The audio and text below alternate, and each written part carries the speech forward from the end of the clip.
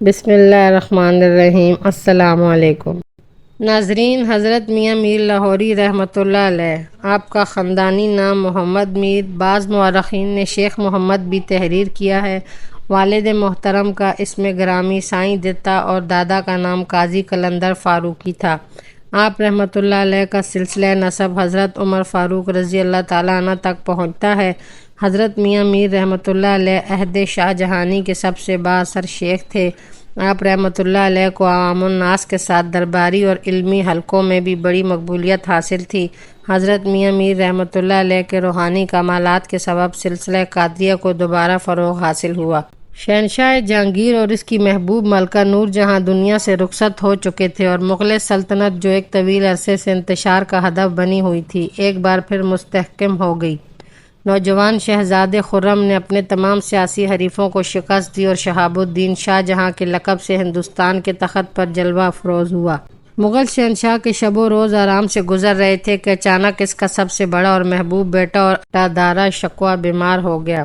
شاہی طبیبوں نے ابتدائی معائنے کے بعد بیک زبان کہا کہ پریشانی کی کوئی بات نہیں، یہ ایک عام سا بخار ہے جو معمولی دواؤں کے ساتھ استعمال کے بعد اتر جائے گا۔ شاہ جہاں اور ملکہ ممتاز محل طبیبوں کی گفتگو سن کر مطمئن ہو گئے۔ علاج جاری رہا مگر شاہی طبیبوں کے تجویز کردہ نسخے سے شہزادہ دارا اشکوا کوئی فائدہ نہیں ہوا، بلکہ مرض آہستہ آہستہ بڑھتا ہی رہا۔ مغل شہنشاہ نے درباری طبیبوں سے رجوع کیا۔ شاہی حکیموں کو حیرت تھی کہ ان کی دوائیں بے اثر کیوں گئیں۔ ایک بار پھر شہزادے دارا اشکوا کا تفصیلی معائنہ کیا گیا۔ بہترین اور اثر انگیز دوائیں منتخب کی گئیں مگر بالآخر وہ بھی ایک مشت خاک ٹھہریں۔ شہزادہ دارا اشکوا کے مرض میں روز بروز اضافہ ہوتا چلا گیا، یہاں تک کہ ولی عہد سلطنت اس قدر لاغر و حنیف ہو گیا کہ بستر پر اٹھ کر بیٹھ بھی نہیں سکتا تھا۔ شاہ جہاں اور ملکہ ممتاز محل کی نیندیں حرام ہو گئیں۔ وہ اپنے محبوب فرزند کو ایک شمع کی طرح پگھلتے ہوئے دیکھ رہے تھے۔ آخر علماء دربار نے مغل شہنشاہ کو مشورہ دیتے ہوئے عرض کیا، شاہ علی مقام آثار و قرائن بتاتے ہیں کہ یہ کوئی بیماری نہیں۔ اگر شہزادہ معظم کو کوئی مرض لاحق ہوتا تو شاہی طبیب اب تک بیماری کی تشخیص کر چکے ہوتے۔ مغل شہنشاہ نے علماء دربار کی گفتگو بہت غور سے سنی، پھر نہایت افسردہ لہجے میں بولا، اگر یہ کوئی مرض نہیں تو پھر کیا ہے؟ کبھی یوں بھی ہوتا ہے کہ آسمانی بلائیں انسان کو گھیر لیتی ہیں۔ علماء دربار نے اپنے خیالات کا اظہار کرتے ہوئے کہا، اور ان بلاؤں کا رد کسی دوا سے ممکن نہیں۔ ایسے مواقع پر صدقات اور دوائیں ہی انسان کے کام آتی ہیں۔ دیکھتے ہی دیکھتے دارالحکومت میں اعلان کرا دیا گیا۔ پھر ہر مذہب ملت کے لوگ اپنے اپنے طریقوں کے مطابق شہزادہ دارا شکوہ کی صحت یابی کے لیے دعائیں کرنے لگے۔ مسجدوں، مندروں اور گردواروں میں ایک ہی قسم کے الفاظ کی گونج سنائی دینے لگی۔ انداز مختلف تھے مگر ہر مسلمان، ہندو، سکھ اور دیگر عقائد رکھنے والے لوگوں کی دعاؤں کا مفہوم ایک ہی تھا کہ خالق کائنات شہزادہ دارا اشکوا کو صحت عطا کرے۔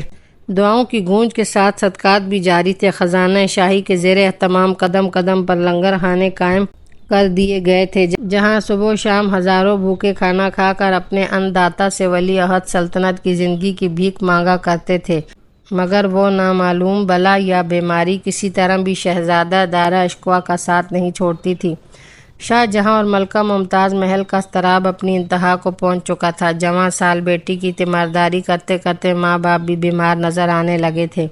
پھر ایک دن کسی مصاحب نے خلوت قدم مغل شہنشاہ سے عرض کیا، ذل الہی شہزادہ معظم کی صحت و عافیت کے لیے ساری تدابیریں آزمائی جا چکی مگر فائدہ ہمارے اختیار میں کچھ نہیں۔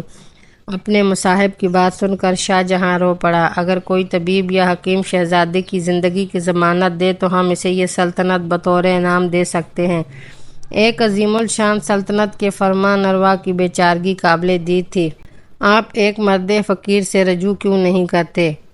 مصاحب نے اپنے شہنشاہ کو مشورہ دیتے ہوئے عرض کیا، اس مرد فقیر کو نہ سیم و زر کی حرص ہے اور نہ منصب جاہ کی طلب۔ کون ہے وہ فقیر؟ شاہ جہاں مصاحب کی بات سن کر چونک اٹھا۔ اسے مایوسیوں کے اندھیرے میں امید کی ایک ہلکی سی کرن نظر آئی تھی۔ کہاں رہتا ہے وہ فقیر؟ اس سے درخواست کرو کہ وہ اپنی جھولی میں پڑی ہوئی کیمیا دارا شکوہ کو بخش دے۔ وہ فقیر لاہور کے ایک سنسان گوشے میں رہتا ہے، مصاحب نے درویش کی نشاندہی کرتے ہوئے کہا۔ تو پھر کس بات کا انتظار ہے؟ ہمارا پیغام اس درویش تک پہنچا دو۔ شاہ جہاں نے پرجوش لہجے میں کہا، اگر شہزادے کو کھوئی ہوئی صحت مل گئی تو ہم درویش کے ساتھ تمہارے بھی ممنون احسان ہوں گے۔ پھر کئی برق رفتار شہسوار قاصدوں کے حیثیت سے لاہور کی طرف دوڑ پڑے۔ درویش خدا مست اپنے خادم کے ساتھ ایک مختصر سی خانقاہ میں گوشہ نشین تھا۔ شاہی کارندے حضور سے ملنا چاہتے ہیں۔ خادم نے دست بستہ عرض کیا، مگر یہ فقیر تو کسی سے نہیں ملنا چاہتا۔ درویش نے ناخوشگوار لہجے میں کہا، پھر یہ شاہانے مغرور اللہ کے بندے کو کیوں ستاتے ہیں؟ شاہی قاصدوں کے چہرے اتر گئے۔ درویش نہ ملنے سے انکار کر دیا تھا۔ ان لوگوں نے خادم کی خوشامد کی۔ آخر درویش نے مغل شہنشاہ کے کارندوں کو اپنی خدمت میں طلب کیا۔ تمہارے فرما روا کو مجھ ناکارہ سے کیا کام ہے؟ درویش کے لہجے میں اس قدر جلال تھا کہ شاہی سفیر کانپنے لگا۔ ولی عہد سلطنت بیمار ہیں۔ شاہی سفیروں نے عرض کیا، ذل الہی کی خواہش ہے کہ آپ ایک نظر شہزادے کو دیکھ لیں۔ میں کوئی طبیب ہوں کہ کسی بیمار کو دیکھ لوں؟ درویش نے بے نیازانہ کہا۔ شاہی قاصدوں نے بہت خوشامد کی، مگر درویش کے ہونٹوں پر حرف انکار کے سوا کچھ نہیں تھا۔ پھر خادم کی درخواست پر درویش نے بس اس قدر آمادگی کا اظہار کیا کہ اگر بادشاہ سمجھتے ہیں کہ یہ عاجز کسی مریض کا علاج کر سکتا ہے تو انہیں لازم ہے کہ وہ بیمار کو یہاں لے کر آئیں۔ شاہی قاصد طوفانی انداز میں دہلی واپس لوٹے اور درویش کا جواب شہنشاہ ہند کے گوش گزار کر دیا۔ شہزادہ دارا اشکوا کی حالت ایسی نہیں تھی کہ وہ اتنا طویل سفر برداشت کر سکتا۔ پھر بھی مغل شہنشاہ نے اپنے درباری طبیبوں سے مشورہ کیا، ذل الہی دہلی سے لاہور کا سفر ایسے ہی ہے جیسے ہم شہزادہ معظم کی زندگی سے جان بوجھ کر ایک خطرناک کھیل کھیلیں۔ شاہی طبیبوں نے بیک زبان کہا، حاکم بدن، اس کھیل کا نتیجہ کچھ بھی ہو سکتا ہے۔ درباری حکیموں نے مبہم لہجے میں فرما روائے ہندوستان پر یہ بات واضح کر دی تھی کہ اگر مغل شہزادے نے یہ سفر اختیار کیا تو وہ اپنی زندگی سے ہاتھ بھی دھو سکتا ہے۔ شہنشاہ شاہ جہاں اور ملکہ ممتاز محل بہت دیر تک گہری سوچ میں ڈوبے رہے۔ ان کی سمجھ میں نہیں آ رہا تھا کہ بیٹے کو لاہور لے جا کر ایک کھلا ہوا خطرہ مول لیں یا پھر شہزادے کو اسی طرح سے سکتا ہوا چھوڑ دیں۔ بالآخر والی ہندوستان نے ایک طویل ذہنی کشمکش کے بعد ملکہ ممتاز محل کو طلب کرتے ہوئے کہا، اگر وہ درویش خدا کا برگزیدہ بندہ ہے تو پھر اس کی دعاؤں سے شہزادہ ہر طرح محفوظ رہے گا، اور اگر مشیت الہی میں دارا اشکوا کی موت مقدر ہو چکی ہے تو پھر قصر شاہی کی تمام سہولتیں اور آسائشیں مل کر بھی اس کی سانسوں میں اضافہ نہیں کر سکتی۔ یہ ایک مشکل ترین فیصلہ تھا جس پر شاہ جہاں نے پوری قوت ارادی کے ساتھ عمل کیا۔ راستے میں کئی ایسے مقام آئے جہاں مغل شہنشاہ کو یہ محسوس ہوا کہ اب شہزادہ دارا اشکوا کے چراغ زندگی کو بجھنے سے نہیں بچایا جا سکتا، مگر اچانک شاہ جہاں کو محسوس ہوتا کہ چراغ کی لو تھرتھراتے یکایک سنبھل گئی ہے۔ مختصر یہ کہ اسی اذیت ناک فضا میں شہاب الدین شاہ جہاں ایک ڈھانچے کو لے کر لاہور پہنچا اور پھر درویش کی بارگاہ میں حاضر ہوا۔ مستند تاریخی روایت ہے کہ فرما روائے ہندوستان جلال و جبروت کے کسی مظاہرے کے بغیر ایک عام انسان کی طرح درویش کی خانقاہ میں حاضر ہوا۔ شاہ جہاں کا یہ عجز و انکسار دیکھ کر فقیر اپنی چٹائی سے اٹھا اور اسلامی آداب کے مطابق شاہ جہاں سے مصافحہ کیا۔ اس دوران دارا اشکوا کا پلنگ خانقاہ کے گوشے میں رکھ دیا گیا تھا۔ پھر دیکھنے والوں نے دیکھا کہ مملکت ہند کا مطلق الان حکمران ایک گدڑی پوش فقیر کے سامنے دست بستہ اور دو زانوں بیٹھا ہوا تھا۔ بادشاہ کو معلوم ہونا چاہیے کہ میں کوئی طبیب نہیں ہوں اور روحانیت میں بھی میرا کوئی مرتبہ نہیں ہے۔ فقیر نے اپنی ذات کی نفی کرتے ہوئے کہا، اب میری سمجھ میں نہیں آتا کہ تاجدار ہندوستان نے اس قدر دشوار گزار سفر کیوں اختیار کیا۔ میں حضور سے حسن ظن رکھتا ہوں۔ مغل شہنشاہ کے لہجے سے انتہائی عقیدت کا اظہار ہو رہا تھا۔ بے شک آپ ایک غیرت مند صوفی اور مرد بے نیاز ہیں۔ اگر آپ کے دل میں ذرا برابر بھی طلب دنیا ہوتی تو میرے ایک اشارے پر دہلی چلے آتے۔ درویش فرما روائے ہندوستان کے اس طرز کلام سے بہت متاثر ہوا۔ خدا شہنشاہ کو اس حسن ظن کی جزا دے۔ یہ کہہ کر درویش نے مٹی کے پیالے میں پانی بھرا، پھر اپنی جگہ سے اٹھا اور شہزادہ دارا اشکوا کے پلنگ کے قریب پہنچ کر ولی عہد سلطنت سے مخاطب ہوا، اے جانے بے قرار، ہمیں تو بہت دنوں سے تیرا انتظار تھا، مگر تو آیا بھی تو کس حال میں آیا؟ درویش کے اس لہجے میں اس قدر سوز تھا کہ شاہ جہاں کی آنکھیں بھی بھیگ گئیں اور خود دارا اشکوا بھی رونے لگا۔ شیخ، میری ناتوانی کا یہ عالم ہے کہ میں اپنی کوشش سے اٹھ کر بیٹھ بھی نہیں سکتا۔ شہزادے ہمت تو کر، یہ کہہ کر درویش نے ولی عہد سلطنت کے جسم کو اپنے بائیں ہاتھ کا ہلکا سا سہارا دیا۔ پھر حاضرین خانقاہ نے اپنی آنکھوں سے یہ حیرت انگیز منظر دیکھا کہ دارا اشکوا جو ناتوانی کے سبب کروٹ بھی نہیں لے سکتا تھا، آسانی کے ساتھ اپنے پلنگ پر اٹھ کر بیٹھ گیا۔ پھر درویش نے اپنا ایک ہاتھ مغل شہزادے کے سر پر رکھا اور دوسرے ہاتھ سے پانی پلایا۔ مٹی کے پیالے کا وہ پانی کیا تھا، اپنی تاثیر میں آب حیات سے بڑھ کر تھا۔ چند گھونٹ حلق سے اترتے ہی دارا اشکوا کو محسوس ہوا کہ جیسے بے جان سے جسم میں توانائی کی نئی لہر دوڑ گئی۔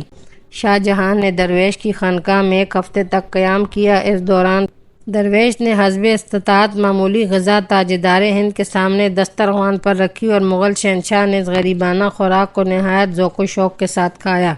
دارا اشکوا اپنی مشہور تصنیف سکینہ الاولیاء میں ایک مقام پر تحریر کرتا ہے: میرے والد محترم مجھے اس وقت حضرت شیخ رحمۃ اللہ علیہ کی خدمت میں لے کر حاضر ہوئے جب ہندوستان کے تمام حاذق اتباع میرے علاج سے عاجز آ گئے تھے اور بظاہر میری سانسوں کا شمار ختم ہوتا نظر آتا تھا، مگر حضرت شیخ رحمۃ اللہ علیہ نے مجھے مٹی کے اس پیالے سے پانی پلایا جسے آپ رحمۃ اللہ علیہ خود استعمال فرمایا کرتے تھے۔ پھر قدرت خداوندی کا کرشمہ اس طرح ظاہر ہوا کہ میں ایک ہفتے کے اندر اس طرح صحتیاب ہو گیا جیسے کبھی بیمار ہی نہیں ہوا تھا۔ شاہ جہاں بیٹی کی صحتیابی کا جشن اس طرح منانا چاہتا تھا کہ فقیر کے قدموں میں سیم و زر کے انبار لگا دے اور اس کی خانقاہ کے در و دیوار میں طلائی رنگ بھر دے، مگر درویش نے یہ کہہ کر انکار کر دیا: اگر بادشاہ کچھ دینا چاہتے ہیں تو بس اتنا کرم کریں کہ مجھے تنہا چھوڑ دیں۔ مغل شہنشاہ نے پہلی بار کسی انسان کی یہ شان بے نیازی دیکھی تھی۔ آخر اس نے دوسرے زاویے سے درخواست کی: اگر شیخ یہ نذرات و طائف خود قبول نہیں فرماتے تو اپنے خدمتگاروں میں تقسیم کر دے۔ بڑی عجیب بات ہے کہ میں جس چیز کو اپنے لیے پسند نہیں کرتا اسے دوسروں کے لیے پسند کروں، درویش نے نہایت پرسوز لہجے میں کہا۔ انجام کار شاہ جہاں دہلی لوٹ آیا۔ راستے بھر وہ زیر لب ایک ہی بات دہراتا رہا: خدا کا شکر ہے کہ ابھی اس کی مملکت میں ایسے جانباز موجود ہیں۔ جس درویش کے دست کارساز سے پانی کے چند گھونٹ پی کر مغل شہزادے دارا اشکوا نے ایک لاعلاج بیماری سے نجات حاصل کی تھی، وہ سلسلہ قادریہ کے مشہور بزرگ حضرت میاں میر لاہوری رحمۃ اللہ علیہ تھے۔ حضرت میاں میر رحمۃ اللہ علیہ کا خاندانی نام میر محمد تھا۔ بعض مورخین نے شیخ محمد تحریر کیا ہے۔ آپ رحمۃ اللہ علیہ سندھ کے قدیم شہر سیوستان میں پیدا ہوئے۔ سیوستان کو سہوان بھی کہتے ہیں، موجودہ پاکستان کے ضلع دادو میں واقع ہے۔ حضرت میاں میر رحمۃ اللہ علیہ کی تاریخ پیدائش میں بہت بڑا اختلاف پایا جاتا ہے۔ مغل شہزادے دارا اشکوا نے اپنی مشہور تصنیف سکینہ الاولیاء میں 938 ہجری کو آپ رحمۃ اللہ علیہ کا سال ولادت قرار دیا ہے۔ اس کے برعکس مشہور کتاب تحفۃ الاکرام میں آپ کی تاریخ پیدائش 957 ہجری درج ہے۔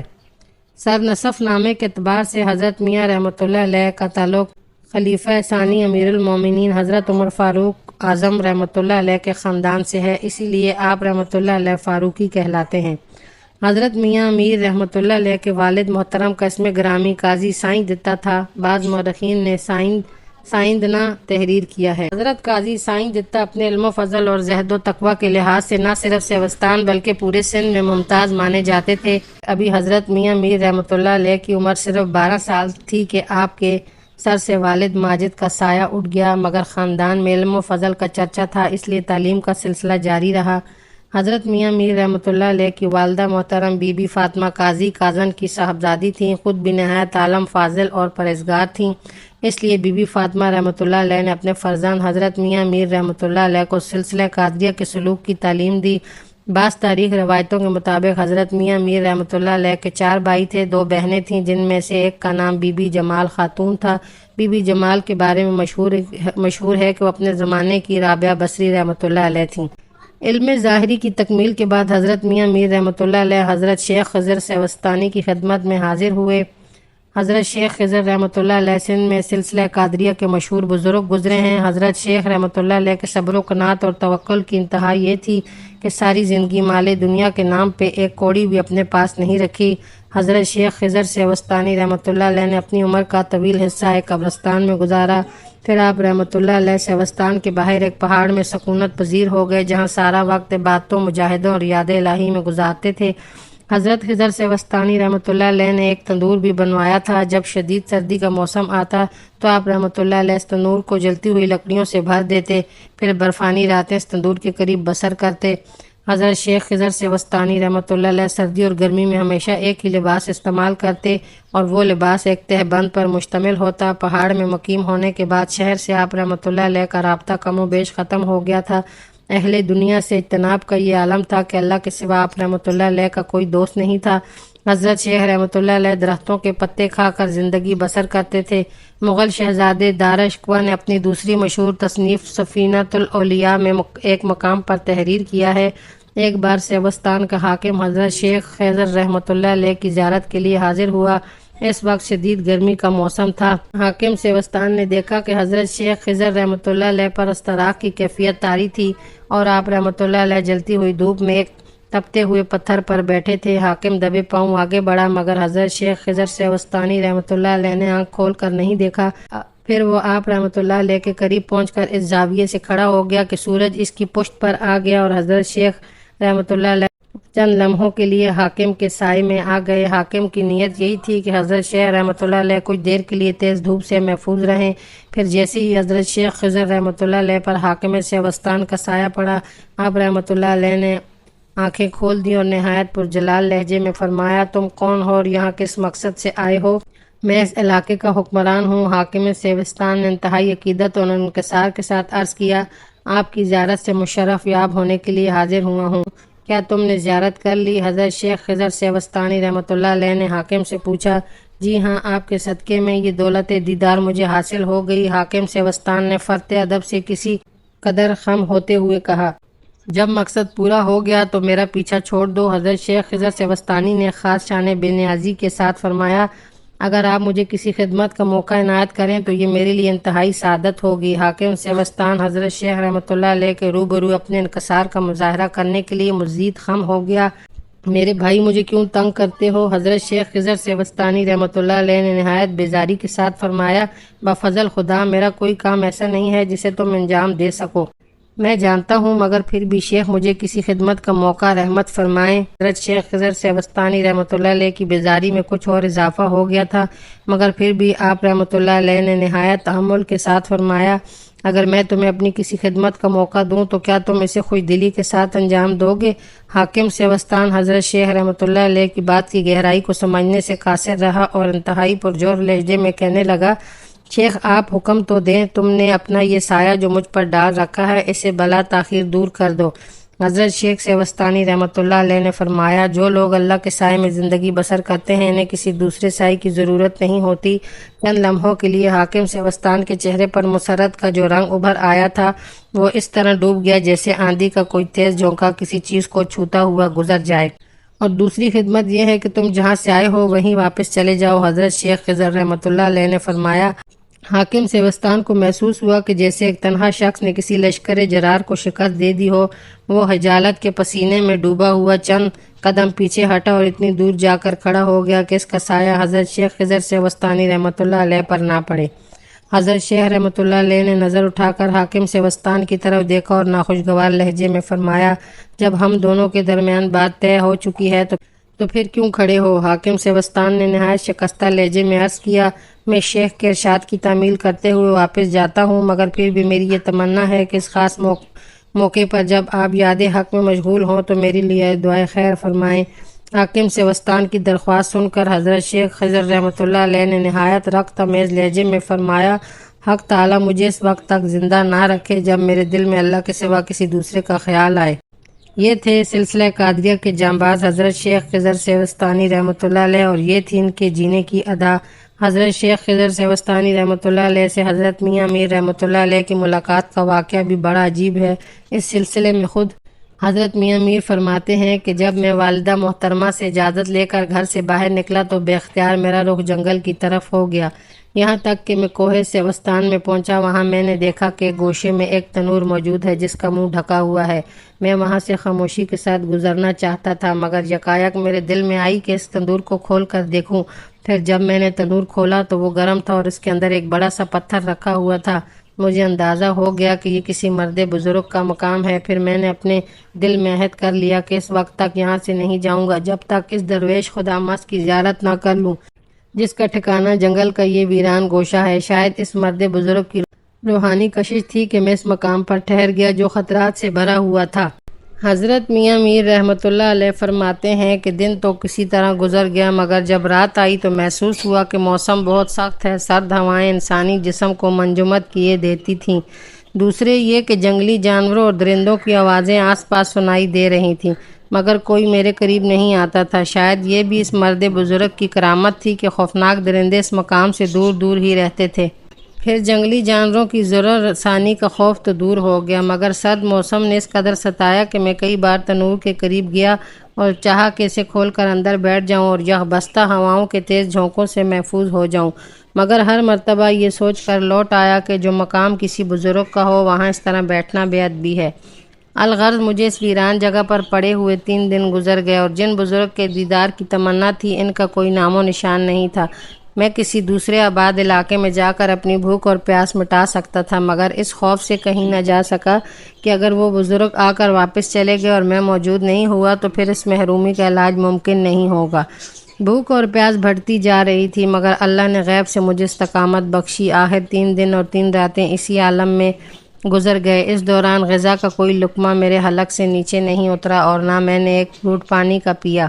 آخر 3 دن بعد میری آزمائش بھی ختم ہوئی اور کشمکش انتظار بھی۔ آخر وہ مرد بزرگ نمودار ہوئے اور تنور کی طرف آتے ہوئے نظر آئے۔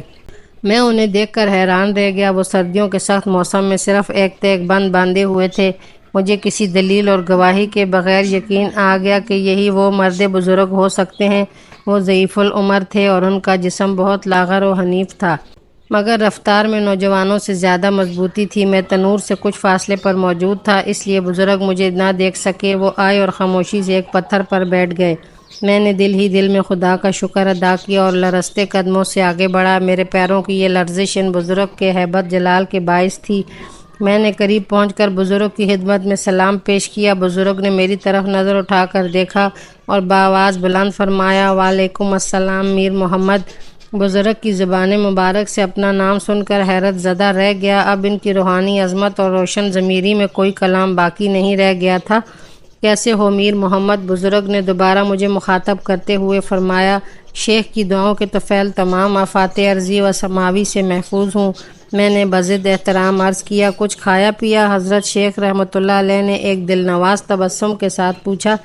یہاں کرب و جوار میں غذا اور پانی میسر نہیں تھے۔ میں نے بزرگ کا سوال کا جواب دیا، مگر میرے لہجے میں شدید نقاہت ظاہر ہو رہی تھی۔ تو کچھ دور جا کر اپنے حصے کا رزق اور پانی تلاش کر لیا ہوتا۔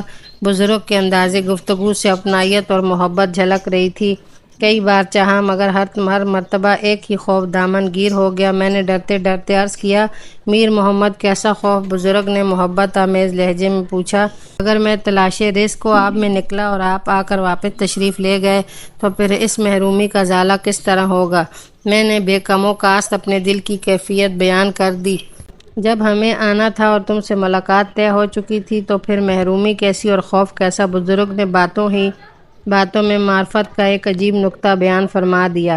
میں خاموشی سے سر جھکائے کھڑا رہا۔ بیٹھ جاؤ، کشمکش انتظار نے تمہیں تھکا دیا ہوگا۔ بزرگ کے ہونٹوں پر بڑی دلاویز مسکراہٹ تھی، ایسی مسکراہٹ جس کی حیات افزا تاثیر میں بھوک اور پیاس کی تکلیف کو یکسر فراموش کر بیٹھا تھا۔ جب میں دو زانوں ہو کر بیٹھ گیا تو بزرگ نے فرمایا، میر محمد تم یہاں کتنے دن سے ٹھہرے ہوئے ہو؟ میں نے عرض کیا، 3 دن اور 3 راتوں سے آپ کا منتظر تھا۔ 3 دن اور 3 راتیں؟ بزرگ نے میری بات سن کر شدید حیرت کا اظہار کیا۔ 2 دن سے تو میں یہیں تھا، بس آج ہی کچھ دیر کے لیے گیا تھا، مگر میں نے تو تمہیں کہیں نہیں دیکھا۔ بزرگ کا یہ انکشاف سن کر مجھے بھی تعجب ہوا۔ اب میری لیے نئی پریشانی یہ تھی کہ میں بزرگ کے قول کی تردید کس طرح کروں۔ پھر بھی میں نے ڈرتے ڈرتے عرض کیا، شیخ بہتر جانتے ہیں کہ میں سچ بول رہا ہوں یا جھوٹ۔ بزرگ نے ایک نظر میری طرف دیکھا اور اسی روح پرور تبسم کے ساتھ فرمایا، شاید ایسا ہی ہو، فقیر کو تو اپنی ہی خبر نہیں ہے، پھر وہ راز و شب کا حساب کیسے رکھے گا؟ دراصل یہ بزرگ کے استغراق کی کیفیت تھی۔ اگرچہ انہیں یہاں سے گئے ہوئے 3 دن گزر چکے تھے، لیکن وہ یہی سمجھ رہے تھے کہ آج ہی گیا ہوں اور آج ہی واپس آ گیا ہوں۔ بزرگ کچھ دیر تک خاموش رہے، پھر نہایت شفقت آمیز لہجے میں فرمانے لگے، میر محمد، تم نے میرے انتظار میں بہت زحمت برداشت کی، مگر تم اپنے گھر سے کس کام کے لیے نکلے تھے؟ میں حضرت شیخ خضر سیوستانی رحمۃ اللہ علیہ کی خدمت میں حاضر ہونے کے ارادے سے نکلا تھا کہ راستے میں تنور دیکھ کر ٹھہر گیا اور پھر شوق دیدار میرے پیروں کی زنجیر بن گیا۔ خضر سیوستانی تو یہی گناہ گار ہے، مگر پتہ نہیں کہ تم کس خضر کی تلاش میں ہو۔ بزرگ کی زبان مبارک سے یہ الفاظ سن کر میں حیرت زدہ رہ گیا اور بہت دیر تک حضرت شیخ خضر سیوستانی رحمۃ اللہ علیہ کے روشن چہرے کو دیکھتا رہا۔ پھر جب حیرت استجاب کے اثرات زائل ہوئے تو میں نے بے اختیار ہو کر حضرت شیخ رحمۃ اللہ علیہ کے دست مبارک کو بوسہ دیا، خود ہی زنجیر پہنائی اور خود ہی زنجیر کو کھول دیا۔ جوش مسرت میں میری آواز لرز رہی تھی۔ جو کچھ ہوتا ہے اسی کی طرف سے ہوتا ہے۔ حضرت شیخ خضر سیوستانی رحمۃ اللہ علیہ نے فرمایا، بندے تو محض درمیان کا ایک واسطہ ہیں، وہ مختار کل جسے چاہے ہدایت بخشے اور جسے چاہے صراط مستقیم سے محروم کر دے۔ میں نے اپنی خوش قسمتی پر خالق کائنات کا شکر ادا کیا اور پھر حضرت شیخ خضر سیوستانی رحمۃ اللہ علیہ سے درخواست کی۔ گھر سے یہی نیت کر کے نکلا تھا کہ اگر میرے بخت نے یاوری کی تو شیخ کے حلقہ غلامی میں شامل ہو جاؤں گا۔ حضرت شیخ خضر سیوستانی رحمۃ اللہ علیہ نے میری درخواست سنی اور پھر مجھے بیعت سے شرف یاب فرمایا۔ حضرت میاں میر رحمۃ اللہ علیہ اپنے پیر و مرشد کی خدمت میں کتنے دن رہے کسی تاریخ دستاویز سے اس کا صحیح اندازہ نہیں ہوتا۔ مغل شہزادے دارا شکوہ نے اپنی تصنیف سکینۃ الاولیاء میں صرف اتنا تحریر کیا ہے۔ حضرت شیخ خضر سیوستانی رحمۃ اللہ علیہ سے بیعت ہونے کے بعد حضرت میاں میر رحمۃ اللہ علیہ نے ریاضتیں اور مجاہدے شروع کر دیے۔ پھر تھوڑے ہی عرصے میں حضرت شیخ رحمۃ اللہ علیہ نے فرمایا، شیخ محمد، تم نے اپنا کام مکمل کر لیا، اب تمہیں یہاں رہنے کی ضرورت نہیں، جہاں چاہو بود و باش اختیار کرو، اور اللہ نے اپنے لامحدود خزانوں میں سے تمہیں جو دولت عطا کی ہے اسے اس کے بندوں میں حسب ضرورت تقسیم کرو۔ آخر حضرت میاں میر رحمۃ اللہ علیہ اپنے پیر و مرشد سے اجازت لے کر لاہور کی طرف روانہ ہو گئے۔ حضرت میاں میر رحمۃ اللہ علیہ کے سفر لاہور کے متعلق دو متضاد خبریں مشہور ہیں۔ ایک روایت یہ ہے کہ آپ رحمۃ اللہ علیہ نے پیر و مرشد سے اجازت لے کر سیوستان چھوڑا تھا۔ اس روایت کو اکثر مورخین نے بیان کیا ہے۔ دوسری روایت یہ ہے کہ جب حضرت شیخ خضر سیوستانی رحمۃ اللہ علیہ کا وصال ہو گیا تو حضرت میاں میر رحمۃ اللہ علیہ عازم لاہور ہوئے۔ اس بحث سے قطع نظر حضرت میاں میر رحمۃ اللہ علیہ 25 سال کی عمر میں لاہور تشریف لائے۔ یہ مغل شہنشاہ جلال الدین اکبر کا زمانہ تھا۔ لاہور پہنچ کر حضرت میاں میر مولانا سعد اللہ رحمۃ اللہ علیہ کے حلقہ درس میں شامل ہو گئے۔ مولانا سعد اللہ رحمۃ اللہ علیہ یگانہ روزگار عالم تھے۔ حضرت میاں میر رحمۃ اللہ علیہ کئی سال تک مولانا کے فضل و کمال سے فیضیاب ہوئے۔ پھر آپ رحمۃ اللہ علیہ مفتی عبدالسلام لاہوری رحمۃ اللہ علیہ کی خدمت میں حاضر ہوئے۔ مفتی عبدالسلام رحمۃ اللہ علیہ ایک طویل عرصے تک شاہی ملازمت سے وابستہ رہے، پھر اس منصب سے الگ ہو کر درس و تدریس میں مشغول ہو گئے اور تقریباً 50 سال تک بندگان خدا میں علم کی دولت تقسیم کرتے رہے۔ حضرت میاں میر رحمۃ اللہ علیہ نے مفتی عبدالسلام لاہوری رحمۃ اللہ علیہ سے اس طرح اکتساب علم کیا کہ استاد گرامی اپنے شاگرد پر ناز کیا کرتے تھے اور برسر مجلس فرماتے تھے کہ اللہ نے شیخ محمد کو وہ ذہن رسا عطا کیا ہے کہ لمحوں میں ان پر علم کے رموز و نکات اشکار ہو جاتے ہیں۔ مفتی عبدالسلام لاہوری رحمۃ اللہ علیہ کے علاوہ حضرت میاں میر مولانا نعمت اللہ رحمۃ اللہ علیہ کے حلقہ درس میں بھی شامل ہوا کرتے تھے۔ مولانا نعمت اللہ رحمۃ اللہ علیہ مولانا سعد اللہ رحمۃ اللہ علیہ کے شاگرد تھے۔ حضرت میاں میر رحمۃ اللہ علیہ نے تھوڑے ہی عرصے میں ان بزرگ سے معقولات اور منقولات کا علم حاصل کیا، یہاں تک کہ مولانا نعمت اللہ رحمۃ اللہ علیہ کے تمام پرانے شاگرد پیچھے رہ گئے اور مکتب میں داخل ہونے والا ایک نوارد اپنے ساتھیوں پر سبقت لے گیا۔ حضرت مولانا نعمت اللہ حضرت میاں میر رحمۃ اللہ علیہ ذکاوت اور فہم و تدبر کے بارے میں فرمایا کرتے تھے، ہم کئی سال تک شیخ محمد کو پڑھاتے رہے اور اس دوران انہوں نے ہم سے ہمارا سارا علم لے لیا، مگر اس طویل عرصے میں ہمیں ان کے اصلی حالات کا علم نہیں ہو سکا۔ یہ حضرت میاں میر رحمۃ اللہ علیہ کی شخصیت کی گہرائی پر ان کے استاد گرامی کی کھلی ہوئی گواہی ہے، جس سے اندازہ ہوتا ہے کہ حضرت میاں میر رحمۃ اللہ علیہ معرفت کے رازوں کو دوسرے لوگوں سے کس قدر پوشیدہ رکھتے تھے۔ حضرت میاں میر رحمۃ اللہ علیہ کا یہ معمول تھا کہ آپ رحمۃ اللہ علیہ دن کے وقت بزرگوں کے مقبروں، باغوں یا جنگلوں میں جا کر یاد حق میں مشغول رہتے تھے۔ جو دوست آپ رحمۃ اللہ علیہ کے ہمراہ ہوتے وہ بھی الگ الگ ایک درخت کے نیچے ذکر الہی میں مشغول ہو جاتے۔ پھر جب نماز کا وقت آتا تو تمام ساتھی مل کر نماز باجماعت ادا کرتے۔ حضرت میاں میر رحمۃ اللہ علیہ لوگوں کے میل جول اور اہل دنیا کی محبتوں سے ہمیشہ متنفر رہتے تھے۔ آپ رحمۃ اللہ علیہ رات کو حجرے کا دروازہ بند کر کے تنہا قبلے کی طرح منہ کیے بیٹھے رہتے اور ساری رات ذکر الہی میں مشغول رہتے۔ واضح رہے کہ حضرت میاں میر رحمۃ اللہ علیہ کا تعلق صوفیاء کرام کے اس گروہ سے تھا جو ذکر خفی کو پسند کرتے تھے۔ تصوف کی اصطلاح میں ذکر خفی سے مراد اللہ کو اس طرح یاد کرنا ہے کہ قریب بیٹھے ہوئے شخص کو بھی یہ بات معلوم نہ ہو سکے کہ ذکر کرنے والا کسے پکار رہا ہے۔ دوسرے گروہ کا طریقہ یہ ہے کہ وہ لوگ زور و شور کے ساتھ اللہ کا ذکر کرتے ہیں یہاں تک کہ پوری خانقاہ ان کی آوازوں سے گونج اٹھتی ہے۔ مغل شہزادہ دارا اشکوا لکھتے ہیں کہ حضرت میاں میر رحمۃ اللہ علیہ کا باغوں میں جانا رسالت پناہ حضور اکرم صلی اللہ علیہ وآلہ وسلم کے طریقے مبارک کے عین موافق تھا، جیسا کہ صحیح مسلم اور مشفوعات کی تیسری فصل کتاب الایمان میں حضرت ابو ہریرہ رضی اللہ تعالیٰ عنہ سے مروی ہے کہ ایک دن سرور کونین صلی اللہ علیہ وآلہ وسلم اپنے اصحاب کی مجلس سے اٹھ کر ایک طرف تشریف لے گئے۔ حضرت ابو ہریرہ رضی اللہ تعالیٰ عنہ نے تلاش کے بعد سرور کائنات صلی اللہ علیہ وآلہ وسلم کو ایک باغ میں دیکھا۔ رسول کریم صلی اللہ علیہ وآلہ وسلم نے حضرت ابو ہریرہ رضی اللہ تعالیٰ عنہ کو اپنے نالین مبارک دے کر فرمایا، اے ابو ہریرہ، اس شخص کے لیے خوشخبری ہے جسے تو لا الہ الا اللہ کہتے ہوئے دیکھے، وہ ضرور بل ضرور بہشت میں داخل ہوگا۔ اس حدیث پاک سے واضح طور پہ ظاہر ہوتا ہے کہ حضرت صلی اللہ علیہ وآلہ وسلم یکسوئی اور جمعیت خاطر کے لیے باغوں میں تشریف لے جاتے تھے۔ ان مقامات پر سرور کونین صلی اللہ علیہ وآلہ وسلم کو وجد اور ذوق حاصل ہوتا تھا، اس لیے مومنوں کو بشارت دی اور لا الہ الا اللہ کے ذکر کی تلقین فرمائی جو ہر مسئلے کا حل ہے اور ہر قفل کی چابی ہے۔ شہزادہ دارا اشکوا کے بیان کے مطابق ایک معزز درباری ملا سید خان کہتے ہیں کہ ایک دن حضرت میاں میر رحمۃ اللہ علیہ ذکر کے موضوع پر تقریر فرما رہے تھے۔ اسی دوران آپ رحمۃ اللہ علیہ نے اپنا ایک واقعہ سناتے ہوئے فرمایا، شہر کے باہر ایک غیر آباد مکان پڑا تھا۔ مشغول حق ہونے کے لیے میں تقریباً 15 روز تک وہاں جا کر بیٹھتا رہا مگر مجھے جمعیت خاطر حاصل نہ ہو سکی۔ آخر میں نے طے کر لیا کہ یہاں سے چلے جانا چاہیے۔ اس مکان کے قریب ہی ایک کنواں تھا اور وہاں پر ایک سکہ رہا کرتا تھا۔ الغرض جب میں اس مکان کو چھوڑ کر جانے لگا تو سکے نے مجھ سے کہا، شیخ آپ یہاں سے کیوں جا رہے ہیں؟ آپ کے دم سے تو بڑی آبادی تھی، یہ مقام میرے لیے موزوں نہیں، مجھے آج تک یہاں اطمینان قلب حاصل نہیں ہوا۔ میں نے سکے کو مکان چھوڑ کر جانے کی وجہ بتائی، میری سمجھ میں نہیں آتا کہ آخر ایسا کیوں ہو رہا ہے۔ سکہ کچھ دیر تک سوچتا رہا، پھر اس نے مجھے مخاطب کرتے ہوئے کہا، شیخ کچھ دن پہلے اس علاقے میں ایک بارات آئی تھی، جب وہ لوگ یہاں پہنچے تو رات ہو چکی تھی، مجبوراً انہیں اس مقام میں قیام کرنا پڑا۔ پھر وہ لوگ رات بھر تفریح میں مشغول رہے اور صبح ہوتے ہی بارات لے کر چلے گئے۔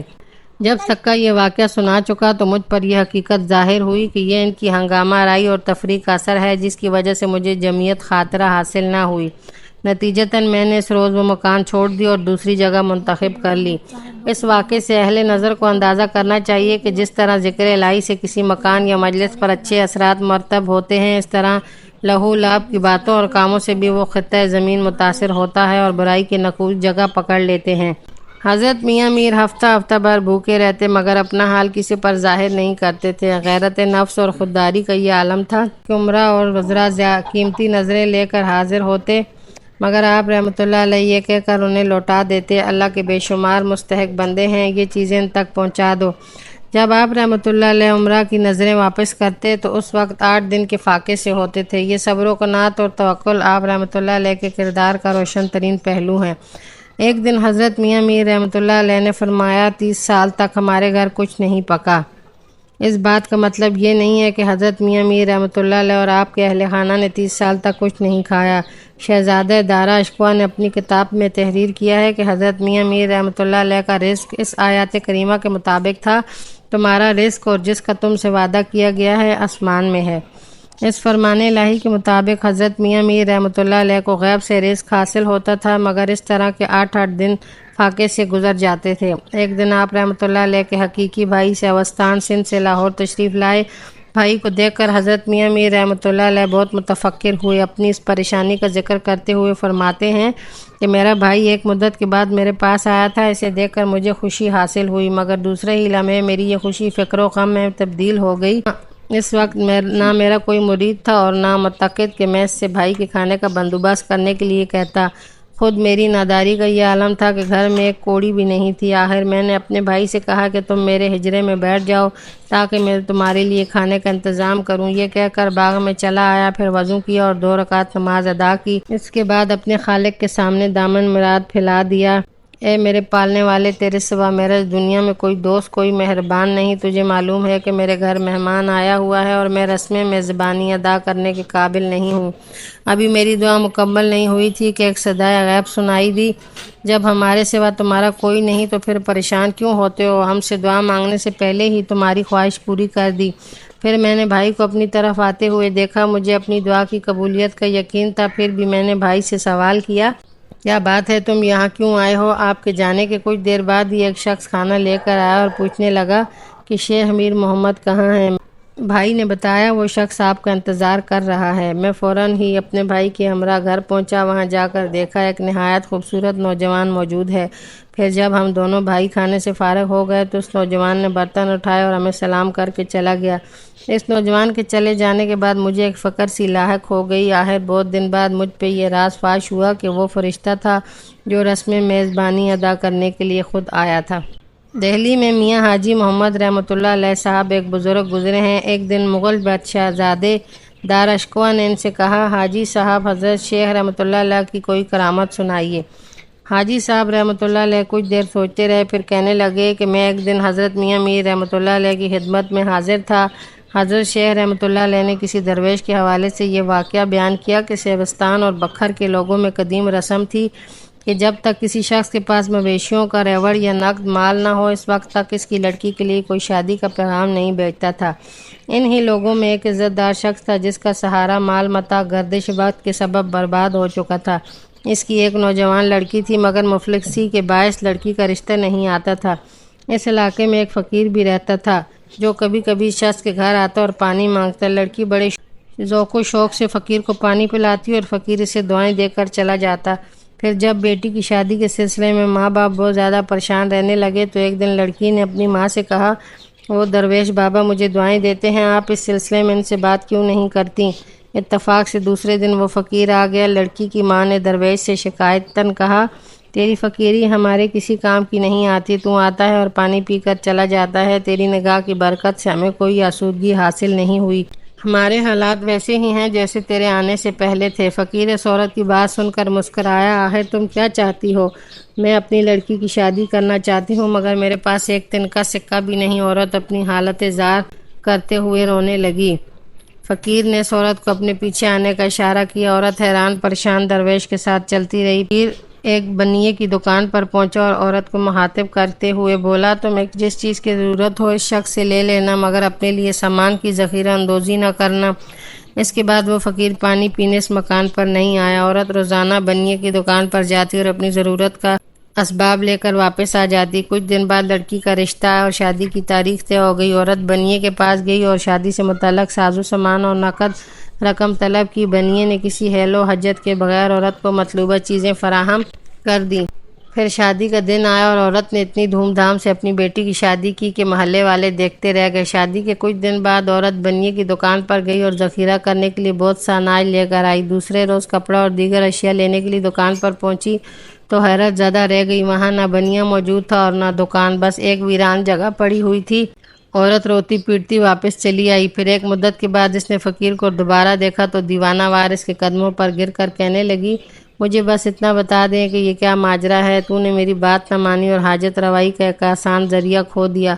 فقیر نے پرجلال لہجے میں کہا، خدا کے لیے مجھے یہ راز بتا دیں کہ وہ دکان کہاں چلی گئی۔ عورت رو رو کر اصرار کرنے لگی، اگر تم اس دکان کا حال پوچھے گی تو پھر مجھے بھی نہیں پائے گی۔ فقیر نے اس کے ارادے سے باز رکھنے کی کوشش کی، مگر عورت اصرار کرتی رہی کہ تجھے بتانا ہی ہوگا، وہ اناج، کپڑا، دکان، بنیا، سب کچھ میں ہی تھا۔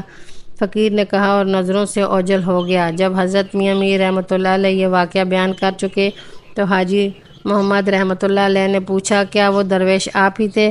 وہ کوئی بھی تھا، تمہیں اس سے کیا غرض؟ حضرت میاں میر رحمۃ اللہ علیہ نے فرمایا وہ تو بس ایک قصہ تھا جو تمہیں سنا دیا گیا۔ میاں حاجی محمد رحمۃ اللہ علیہ نے دوبارہ وہی سوال کیا تو حضرت میاں رحمۃ اللہ علیہ نے انہیں تنبیہ کرتے ہوئے فرمایا خبردار اس بات کو کسی پر ظاہر نہ کرنا۔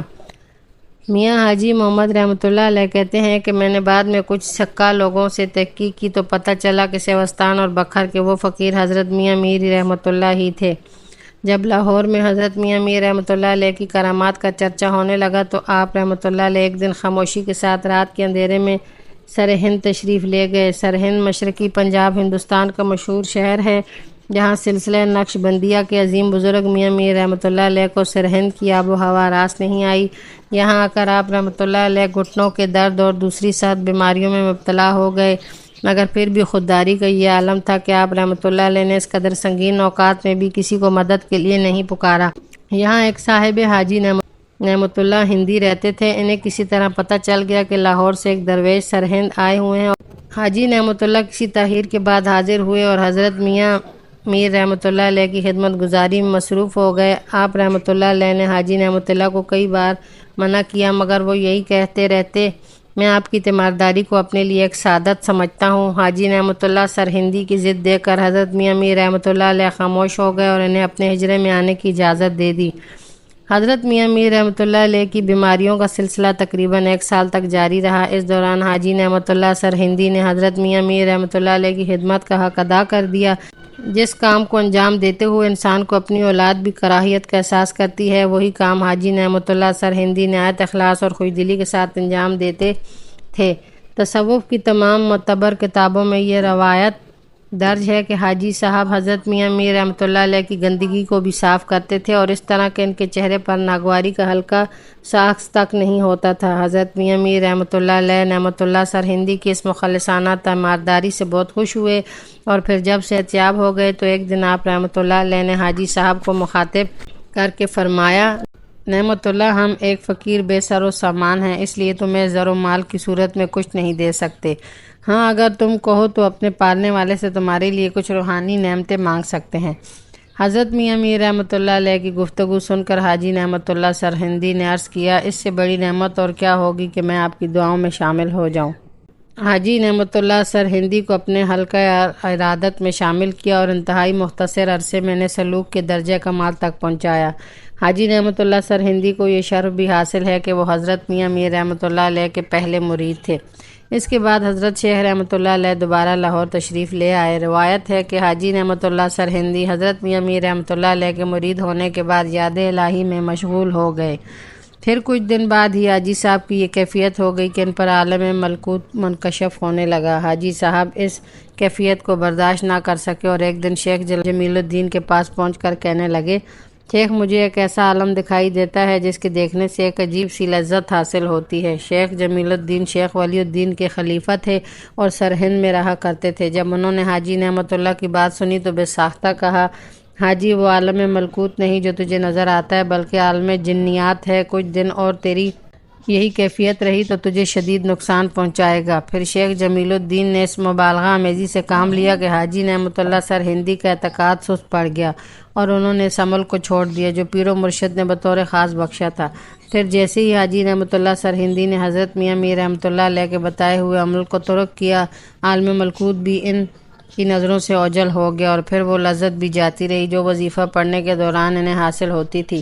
اپنی بدلی ہوئی کیفیت دیکھ کر حاجی نعمت اللہ اداس رہنے لگے اور پھر ایک دن اپنی اسی اداسی سے تنگ آ کر انہوں نے مکہ معظمہ جانے کا ارادہ کیا اور پھر حاجی صاحب پیر و مرشد سے اجازت لینے کے لیے لاہور حاضر ہوئے۔ پھر جیسے ہی نعمت اللہ سرہندی حضرت میاں میر رحمۃ اللہ علیہ کی خدمت میں پہنچے تو پیر و مرشد نے انہیں دیکھتے ہی فرمایا کہیے حاجی صاحب آپ کے ساتھ کیا واقعہ پیش آیا ہے؟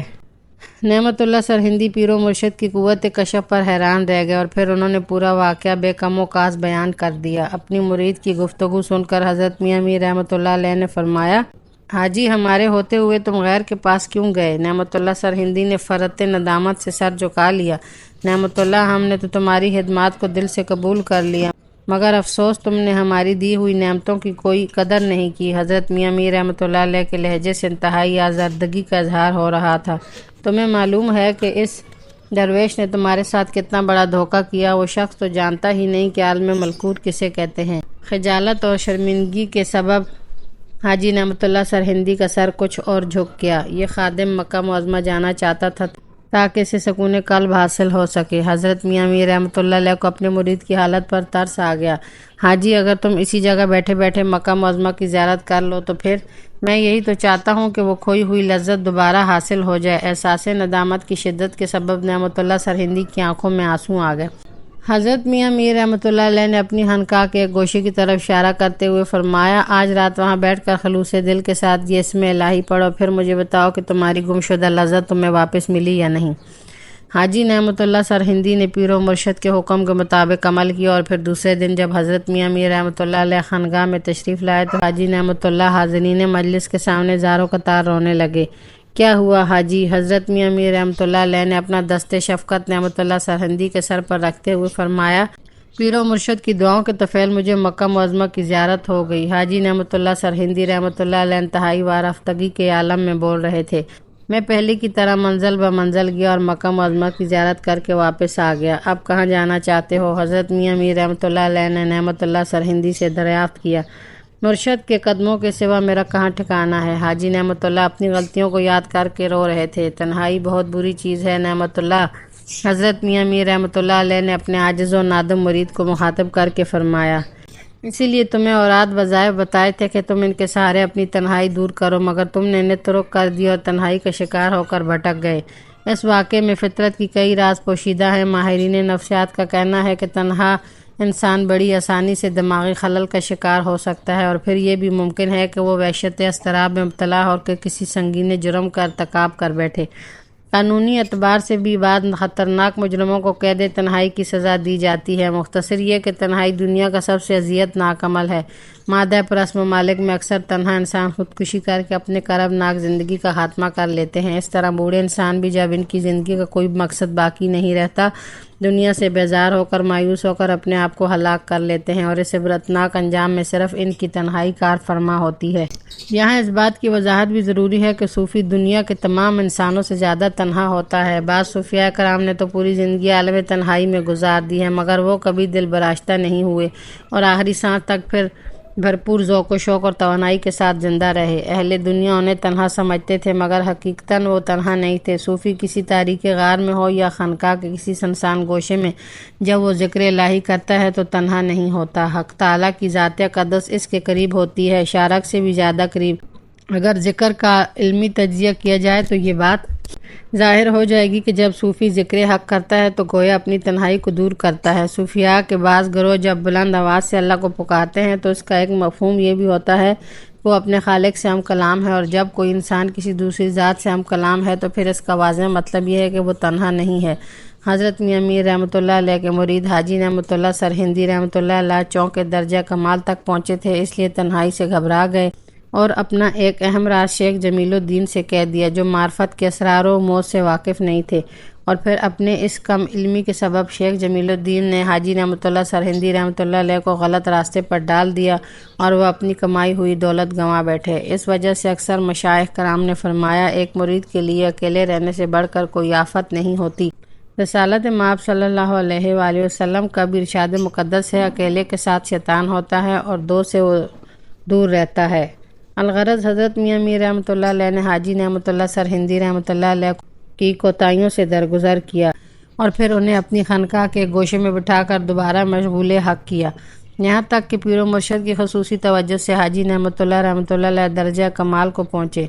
حاجی نعمت اللہ سرہندی رحمۃ اللہ علیہ نے چونکہ حضرت میاں میر رحمۃ اللہ علیہ کی گندگی صاف کی تھی، اس لیے آپ رحمۃ اللہ علیہ نے خوش ہو کر انہیں دولت روحانی سے مالا مال کر دیا۔ تصوف کی معتبر کتابوں میں اسی انداز کا ایک اور عجیب واقعہ بھی نظر آتا ہے، جسے پڑھ کر انسانی ذہن کے بند دریچے کھل جاتے ہیں اور خدمت کا حقیقی مفہوم واضح ہو جاتا ہے۔ دہلی میں ایک فقیر دوست انسان ملا سعید خان تھے، جو لاہور پہنچ کر اکثر حضرت میاں میر رحمۃ اللہ علیہ کی مجلسوں میں شرکت کرتے تھے۔ ایک دن مولانا عبدالرحمن جامی رحمۃ اللہ علیہ کی مشہور تصنیف نغمات الانس ملا سعید خان کے زیر مطالعہ تھی۔ کتاب پڑھتے پڑھتے ایک مقام پر ملا سعید خان کی نظریں جم کر رہ گئیں۔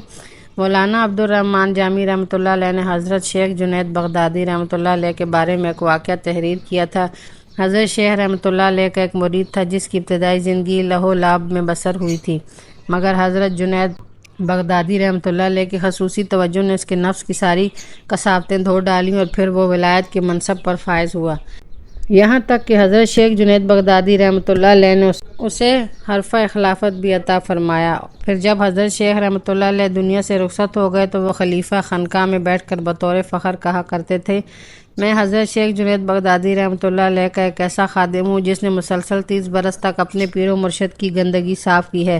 حاضرین مجلس اس شخص کی بات سنتے اور داد و تحسین کے نعرے بلند کرتے، کیا عجز و انکسار ہے اور کیا خدمت گزاری ہے۔ ملا سعید خان بھی اس واقعے سے بہت متاثر ہوئے۔ پھر ایک دن ملا سعید خان حضرت میاں میر رحمۃ اللہ علیہ کی مجلس میں تھے، انہوں نے حضرت شیخ جنید بغدادی رحمۃ اللہ علیہ کے خلیفہ کا ذکر کرتے ہوئے کہا، سلوک کے راستے میں لوگوں نے کیسے کیسے کام کیے ہیں۔ ایک شخص 30 سال تک اپنے پیر و مرشد کے جسم سے خارج ہونے والی غلاظت اٹھاتا ہے اور پھر ہزاروں لوگوں کے سامنے اپنی اس خدمت پر فخر بھی کرتا ہے، یہ کیسا انکسار ہے اور کیسی خدمت گزاری ہے۔ جب ملا سعید خان اپنی بات مکمل کر چکے تو حضرت میاں میر رحمۃ اللہ علیہ نے اور دیگر حاضرین مجلس کو مخاطب کرتے ہوئے فرمایا، اسے انکسار نہیں کہتے بلکہ یہ فخر و غرور کی ایک شکل ہے۔ پھر انکسار کسے کہتے ہیں؟ ملا سعید خان نے عرض کیا، انکسار اسے کہتے ہیں کہ اگر کوئی دوسرا شخص اس واقعے کا حوالہ دیتا تو حضرت شیخ جنید بغدادی رحمۃ اللہ علیہ کے خلیفہ کو یوں کہنا چاہیے تھا کہ یہ تو معمولی خدمت ہے۔ حضرت میاں میر رحمۃ اللہ علیہ نے ملا سعید خان کے سوال کا جواب دیتے ہوئے فرمایا، وہ شخص فخر و مباحات کا اسیر تھا اور نمود و نمائش کا غلام۔ وہ برسر مجلس اس واقعے کا ذکر کر کے لوگوں کو بہکانا چاہتا تھا کہ اس نے حضرت شیخ رحمۃ اللہ علیہ کی غیر معمولی خدمات انجام دی ہیں اور اسی خدمت کے نتیجے میں سے خلافت حاصل ہوئی ہے۔ حضرت شیخ رحمۃ اللہ علیہ کی حکیمانہ گفتگو سن کر ملا سعید خان اور دیگر حاضرین مجلس حیران رہ گئے۔ وہ لوگ جس بات کو کار عظیم سمجھ رہے تھے اب وہی خدمت ایک معمولی چیز نظر آ رہی تھی۔ مختصر سے وقفہ سکوت کے بعد ایک عارف کی پرجلال آواز سے خانقاہ کے در و بام دوبارہ گونج اٹھے۔ حضرت میاں میر رحمۃ اللہ علیہ فرما رہے تھے، گندگی اٹھانا کون سا مشکل کام ہے، یہ کام تو ہر شخص کر سکتا ہے اور کر رہا ہے۔ کام تو وہ تھا جو حضرت شیخ جنید بغدادی رحمۃ اللہ علیہ نے کیا کہ اس شخص کے باطن کو ما سوا اللہ سے پاک کر دیا۔ جسم کی غلاظت تو تھوڑے سے پانی سے دور ہو جاتی ہے مگر روح کی کثافت کو دھونا کس قدر مشکل کام ہے، یہ بات حضرت شیخ جنید بغدادی رحمۃ اللہ علیہ ہی جانتے تھے۔ اللہ حضرت شیخ رحمۃ اللہ علیہ کی قبر کو نور سے بھر دے کہ انہوں نے اپنے مرید کی بڑی خدمت انجام دی۔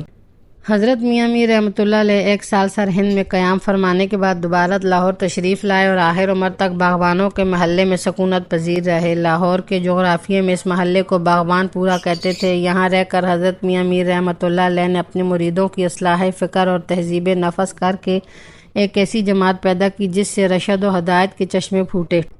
پورا پنجاب معرفت کے نابشاروں سے سیراب ہوا۔ حضرت میاں میر رحمۃ اللہ علیہ بہت کم لوگوں کو اپنے حلقہ عرضت میں شامل فرماتے تھے۔ جب کوئی شخص آپ رحمۃ اللہ علیہ کی خدمت میں حاضر ہوتا تو اس سے دریافت کرتے، تمہیں میرا پتہ کس نے بتایا اور تم میرے پاس کس کام کے لیے آئے ہو؟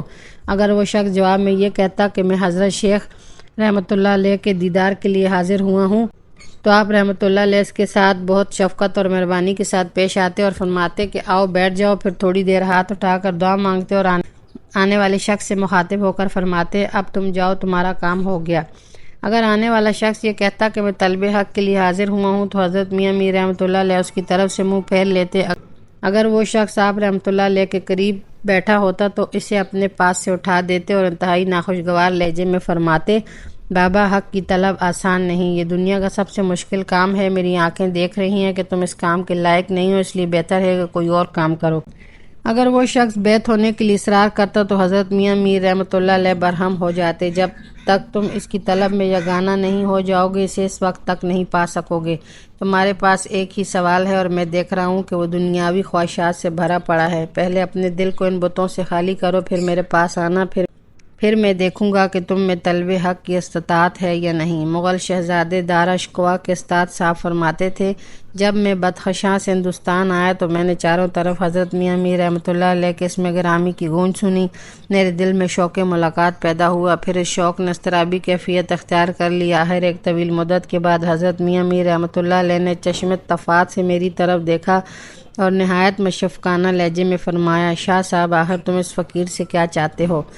حضرت شیخ رحمۃ اللہ علیہ کو اپنے آپ سے مخاطب پاک شاہ صاحب کی حیرت و مسرت کا کوئی ٹھکانہ نہیں رہا، بے اختیار اپنی جگہ سے اٹھے اور حضرت میاں میر رحمۃ اللہ علیہ سے عرض کرنے لگے، بس حضور کی غلامی چاہتا ہوں۔ شاہ صاحب کی بے قراری دیکھ کر حضرت میاں میر رحمۃ اللہ علیہ نے تبسم فرمایا، ہاں تمہارے سینے میں طلب حق کی آگ روشن ہے، اگر تم لالچی ہوتے تو چند ہی روز میں یہ چنگاری بجھ جاتی اور تم مجھے چھوڑ کر چلے جاتے۔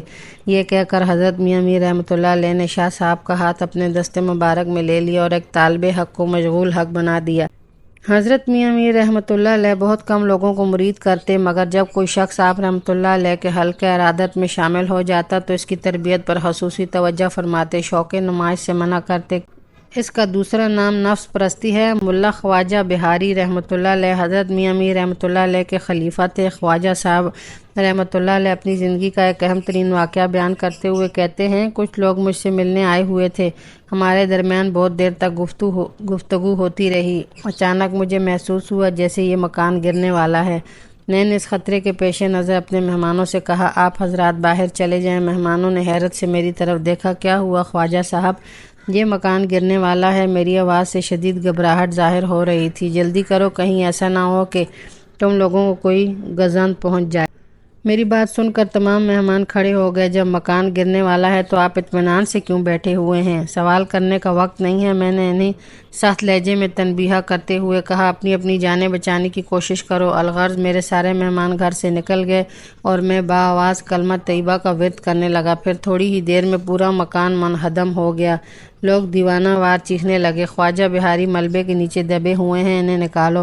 مہمانوں کی چیخیں سن کر محلے کے دوسرے لوگ بھی دوڑ پڑے اور مجھے ملبے کے اندر تلاش کرنے لگے۔ پھر جب وہ ڈھونڈتے ڈھونڈتے میرے قریب آئے تو میں نے پکار کر کہا، میں یہاں ہوں اور بفضل خدا محفوظ ہوں۔ آخر جب مکان کا ملبہ ہٹا کر ملا خواجہ بہاری رحمۃ اللہ علیہ کو نکالا گیا تو بالکل صحیح سلامت تھے اور ان کے جسم پر ہلکی سی خراش بھی نہیں آئی تھی۔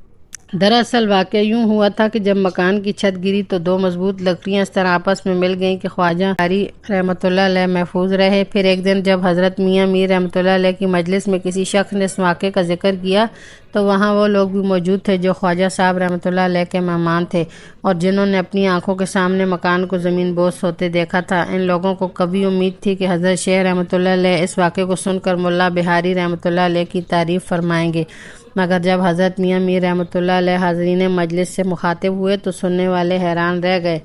حضرت میاں میر نے نہایت افسردہ لہجے میں فرمایا، ہائے مرتبہ، مرتے وقت بھی اس کا خیال دل سے دور نہیں ہوتا۔ حضرت میاں میر رحمۃ اللہ علیہ کا اشارہ اس بات کی طرف تھا کہ ملا خواجہ بہاری رحمۃ اللہ علیہ نے کلمہ طیبہ بلند آواز سے پڑھا تھا تاکہ لوگ ان کی تعریف کریں کہ ملا بہاری کتنا بڑا درویش تھا کہ مرتے وقت بھی خدا کو یاد کرتا رہا۔ ملا خواجہ بہاری رحمۃ اللہ علیہ بیان کرتے ہیں کہ حضرت شیخ رحمۃ اللہ علیہ نے مجھے اس طرح تنبیہ کی تھی اور یہ نقطہ سمجھایا تھا کہ کلمہ طیبہ آہستہ آہستہ پڑھنا چاہیے۔ گزشتہ واقعات میں ذکر کیا جا چکا ہے کہ حضرت میاں میر رحمۃ اللہ علیہ عالم جوانی میں اس قدر قناعت پسند اور متوکل تھے کہ 8 دن تک کھانا نہیں کھایا کرتے تھے۔ پھر جب کچھ غیب سے مل جاتا تو اسے تناول فرماتے اور اپنے خالق کا اس طرح شکر ادا کرتے کہ تو جس حال میں رکھے وہی حال بہتر ہے۔ حضرت شیخ رحمۃ اللہ علیہ کے ایک خادم کا بیان ہے کہ آخری عمر میں آپ رحمۃ اللہ علیہ کا طریقہ کار کسی قدر تبدیل ہو گیا تھا اور یہ تبدیلی صرف مریدوں کی دلجوئی کے سبب تھی۔ حضرت میاں میر رحمۃ اللہ علیہ نے اپنے خادم کو صرف ایک قسم کا کھانا پکانے کا حکم دیا تھا۔ خادم مٹی کے برتن میں کھانا پکا کر لے جاتا اور حضرت میاں میر رحمۃ اللہ علیہ تمام مریدوں کے ساتھ مل کر تناول فرماتے۔ اگر اتفاق سے کوئی مرید موجود نہ ہوتا تو اس کا حصہ الگ کر دیا جاتا۔ خاص طور پر شیخ محمد لاہوری رحمۃ اللہ علیہ کے گھر کھانا بھیجتے اور فرماتے کہ وہ عیالدار ہیں۔ شہزادہ دارا اشکوا تحریر کرتے ہیں کہ حضرت میاں میر رحمۃ اللہ علیہ کا زیادہ تر وقت استغراق میں گزرتا تھا، اس لیے آپ رحمۃ اللہ علیہ دن رات میں بہت کم غذا استعمال فرماتے تھے اور جو تھوڑا بہت کھاتے تھے اس کی بھی خبر نہیں ہوتی تھی کہ کیا کھایا ہے۔ ہمیشہ جمال حق کے مشاہدے میں غرق رہتے تھے اور اکثر حاضرین مجلس سے پوچھا کرتے تھے کہ آج کون سا دن یا کون سا مہینہ ہے۔ کبھی استغراق کا یہ عالم ہوتا کہ کھانا کھاتے وقت خادم سے پوچھتے کہ تم نے یہ کیا چیز پکائی ہے۔ حضرت میاں میر رحمۃ اللہ علیہ امرا اور دیگر صاحبان ثروت کی نظریں قبول نہیں فرماتے تھے۔ ہاں اگر کوئی عقیدت مند اپنی حلال کی کمائی سے بطور نظر کچھ پیش کرتا تو آپ رحمۃ اللہ علیہ خوشی سے قبول فرما لیتے اور پھر فوراً ہی کھانا پکوا کر حاضرین کو کھلا دیتے۔ جب کھانا ختم ہو جاتا تو بآواز بلند فارسی کا یہ شعر پڑھتے اگر ساری دنیا خون سے پر ہو اور مال سے بھر جائے تب بھی مرد خدا حلال کے سوا کچھ نہیں کھاتا۔ ایک دن حضرت میاں میر رحمۃ اللہ علیہ نے کھانا کھانے کے بعد یہ شعر پڑھا۔ اس وقت ملا عصمت اللہ بھی مجلس میں موجود تھے۔ ملا صاحب نے عرض کیا کہ کسی شاعر نے حدیث رسول صلی اللہ علیہ وآلہ وسلم کا مضمون نظم کر دیا ہے۔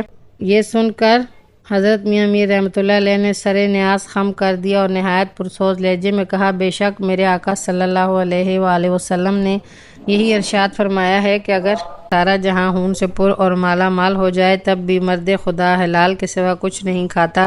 اسی مجلس میں ملا معصوم بھی حاضر تھے۔ انہوں نے عرض کیا کہ قرآن مجید میں اللہ تعالیٰ فرماتا ہے، جو ایمان لائے اور پھر ان لوگوں نے نیک اعمال کیے ان کے لیے کھانے میں کوئی حرج نہیں، پھر ڈرو اور نیکی کرو، اللہ تعالیٰ نیکی کرنے والوں سے بہت محبت کرتا ہے۔ شہزادہ دارا اشکوا لکھتے ہیں کہ اگر کوئی شخص مسلسل کھانا پکا کر لاتا تو آپ رحمۃ اللہ علیہ سے منع فرما دیتے تھے۔ ایک دن خادم نے منع کرنے کا سبب پوچھا تو حضرت میاں میر رحمۃ اللہ علیہ نے فرمایا، چاہے وہ حلال کمائی سے حاصل کیا ہوا رزق ہی کیوں نہ ہو، لیکن اگر کوئی شخص پہ در پہ نظر بھیجے تو انسانی دل میں ایک امید سی پیدا ہو جاتی ہے، پھر توکل ختم ہو جاتا ہے اور اس کی جگہ خطرہ پیدا ہو جاتا ہے۔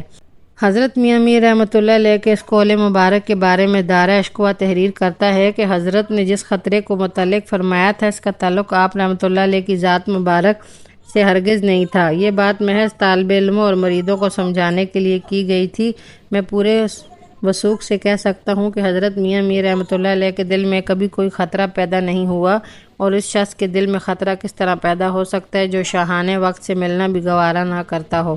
اپنے اس دعوے کو ثابت کرنے کے لیے شہزادہ دارا اشکوا لکھتا ہے کہ شہنشاہ جہانگیر نے ایک زمانے میں درویشوں اور صوفیاؤں سے برائے نام بھی عقیدت نہیں رکھتا تھا، بلکہ اس جماعت کے لوگوں کو بے دری اذیتیں پہنچاتا تھا۔ ایک بار جہانگیر کے کسی مصاحب نے حضرت میاں میر رحمۃ اللہ علیہ کے زہد و تقویٰ کا ذکر کیا۔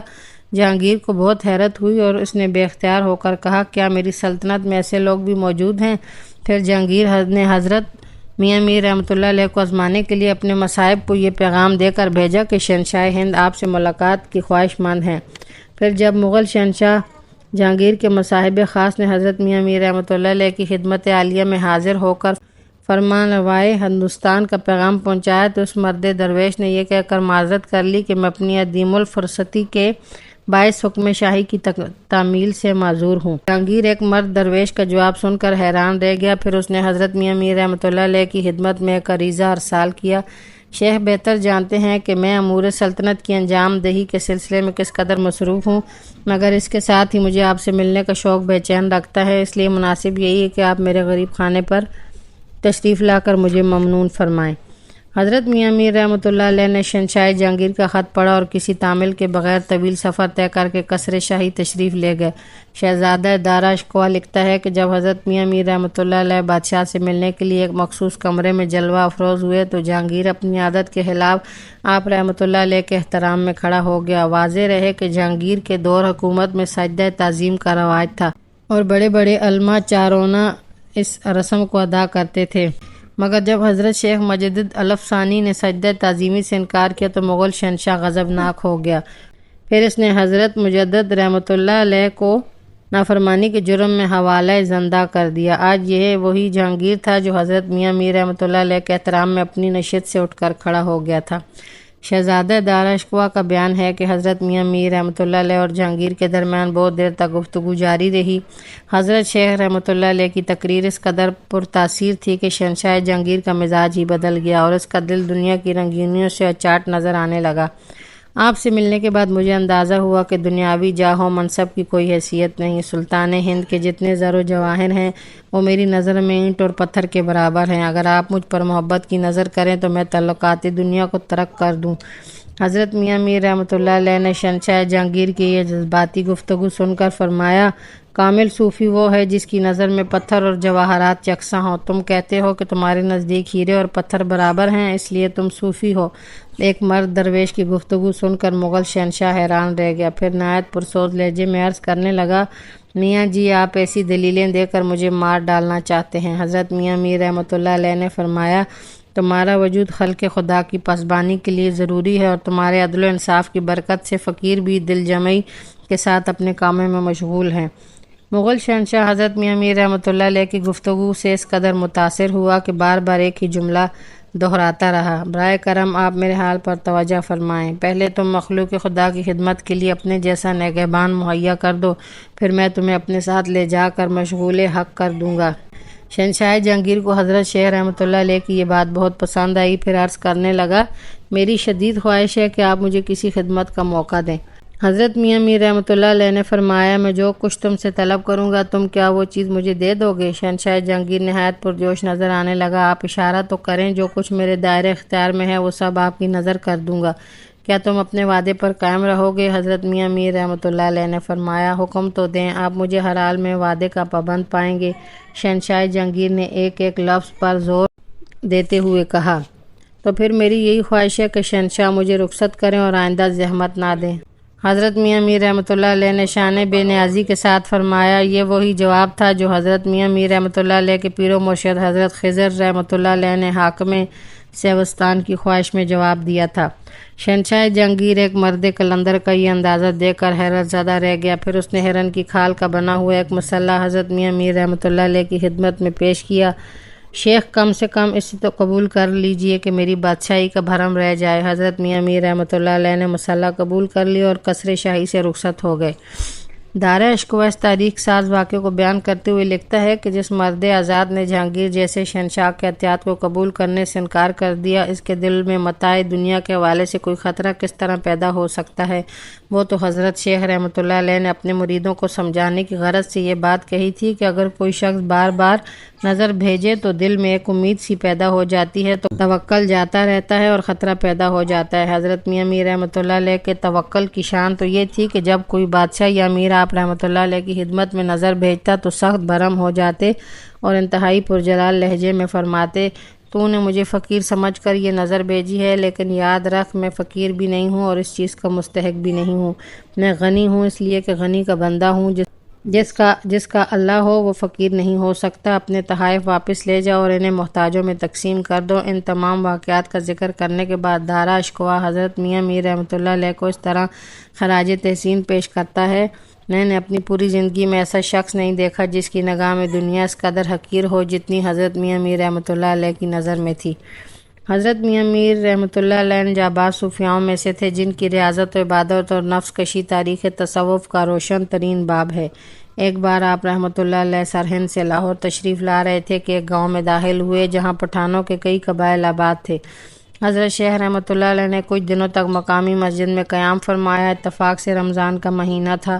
حضرت میاں میر رحمۃ اللہ علیہ نے 3 دن اور 3 رات تک کوئی چیز نہیں کھائی، بس پانی سے روزہ افطار کرتے اور ذکر الہی میں مشغول ہو جاتے۔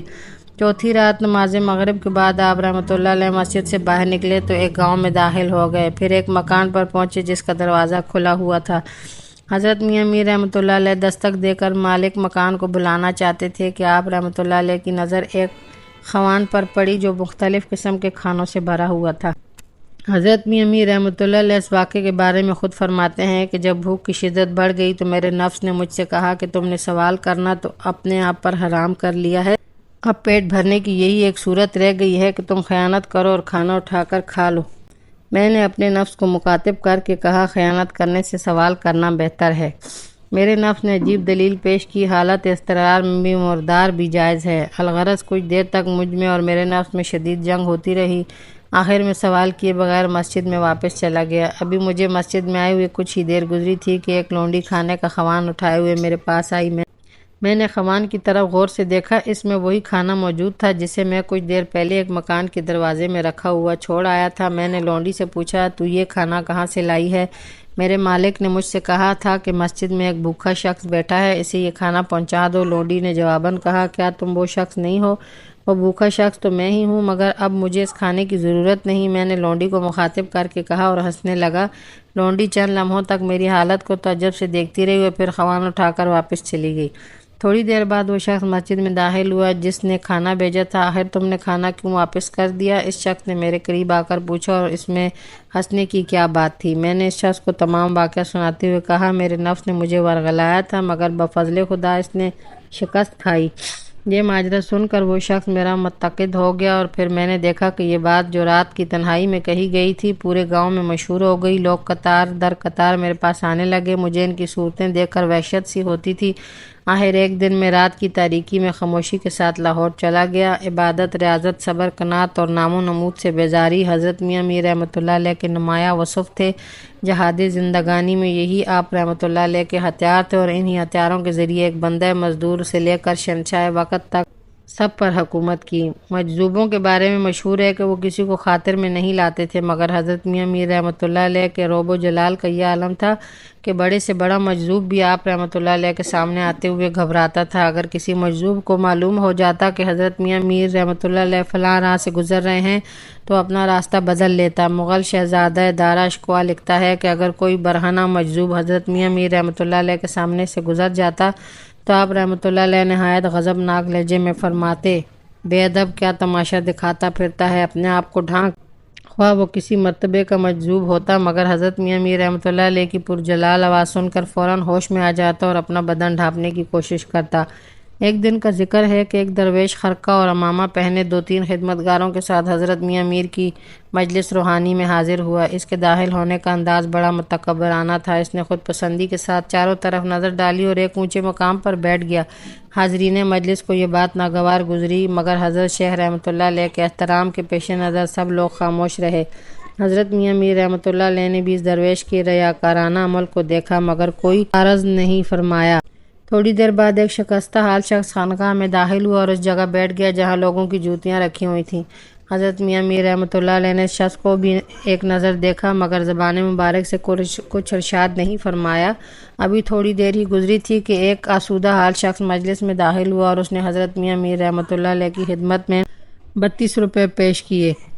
واضح رہے کہ زمانے کے 32 روپے موجودہ دور کے ہزاروں روپے سے زیادہ قیمت رکھتے تھے۔ حضرت میاں میر رحمۃ اللہ علیہ کی عادت تھی کہ آپ رحمۃ اللہ علیہ ہر کس و ناقص کی نظر قبول نہیں فرماتے تھے، مگر اس روز خلاف دستور آپ رحمۃ اللہ علیہ نے ہاتھ بڑھا کر وہ روپے لے لیے۔ نظر پیش کرنے والے شخص کو حاضرین مجلس میں سے کوئی نہیں پہچان سکا۔ وہ اچانک آیا اور تیز رفتاری کے ساتھ واپس چلا گیا۔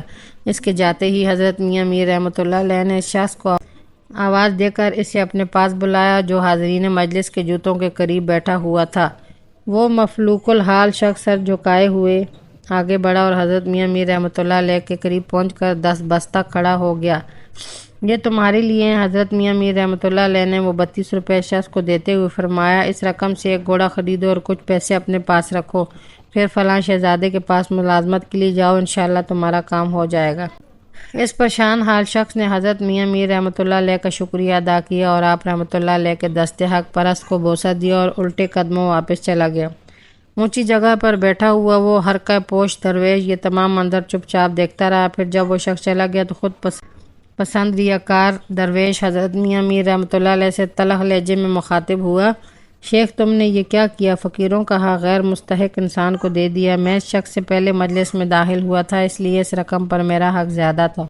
ظاہری طور پر اس شخص کا حق تم سے زیادہ تھا، حضرت میاں میر رحمۃ اللہ علیہ نے انتہائی نرم و شعری لہجے میں فرمایا۔ خرقہ پوش درویش نے حضرت میاں میر رحمۃ اللہ علیہ کی پیش کردہ توجہ کو لائق اتنا نہیں سمجھا اور اپنی جگہ سے اٹھ کر جانے لگا۔ حاضرین مجلس نے دیکھا کہ اس مغرور درویش کے چہرے پر غصے کے آثار نمایاں تھے۔ ناراض ہو کر کیوں جاتے ہو؟ حضرت میاں میر رحمۃ اللہ علیہ کے ہونٹوں پر وہی دلنواز تبسم موجود تھا۔ کھانا تو کھاتے جاؤ۔ خرقہ پوش درویش نے ان کی بات پر کوئی دھیان نہیں دیا اور پاؤں پٹکتا ہوا خانقاہ سے باہر چلا گیا۔ اس کے جاتے ہی حضرت میاں میر رحمۃ اللہ علیہ نے حاضرین مجلس کو مخاطب کر کے فرمایا: کیا زمانہ آ گیا ہے کہ لوگوں نے خرقہ پوشی کو حصول آمدنی کا ذریعہ بنا لیا ہے۔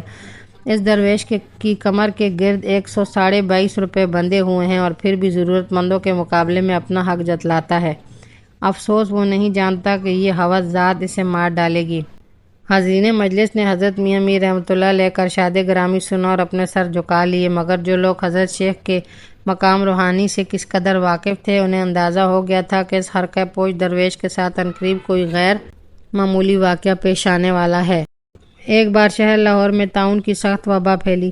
جب اس بیماری میں گھر کے گھر ویران ہو گئے تو لاہور کے ایک اور بزرگ پیر نبی رحمۃ اللہ علیہ حضرت میاں میر رحمۃ اللہ علیہ کی خدمت میں حاضر ہو کر عرض کرنے لگے: شیخ آئیں ہم دونوں مل کر اس وبا کو دفع کرنے کی کوشش کریں۔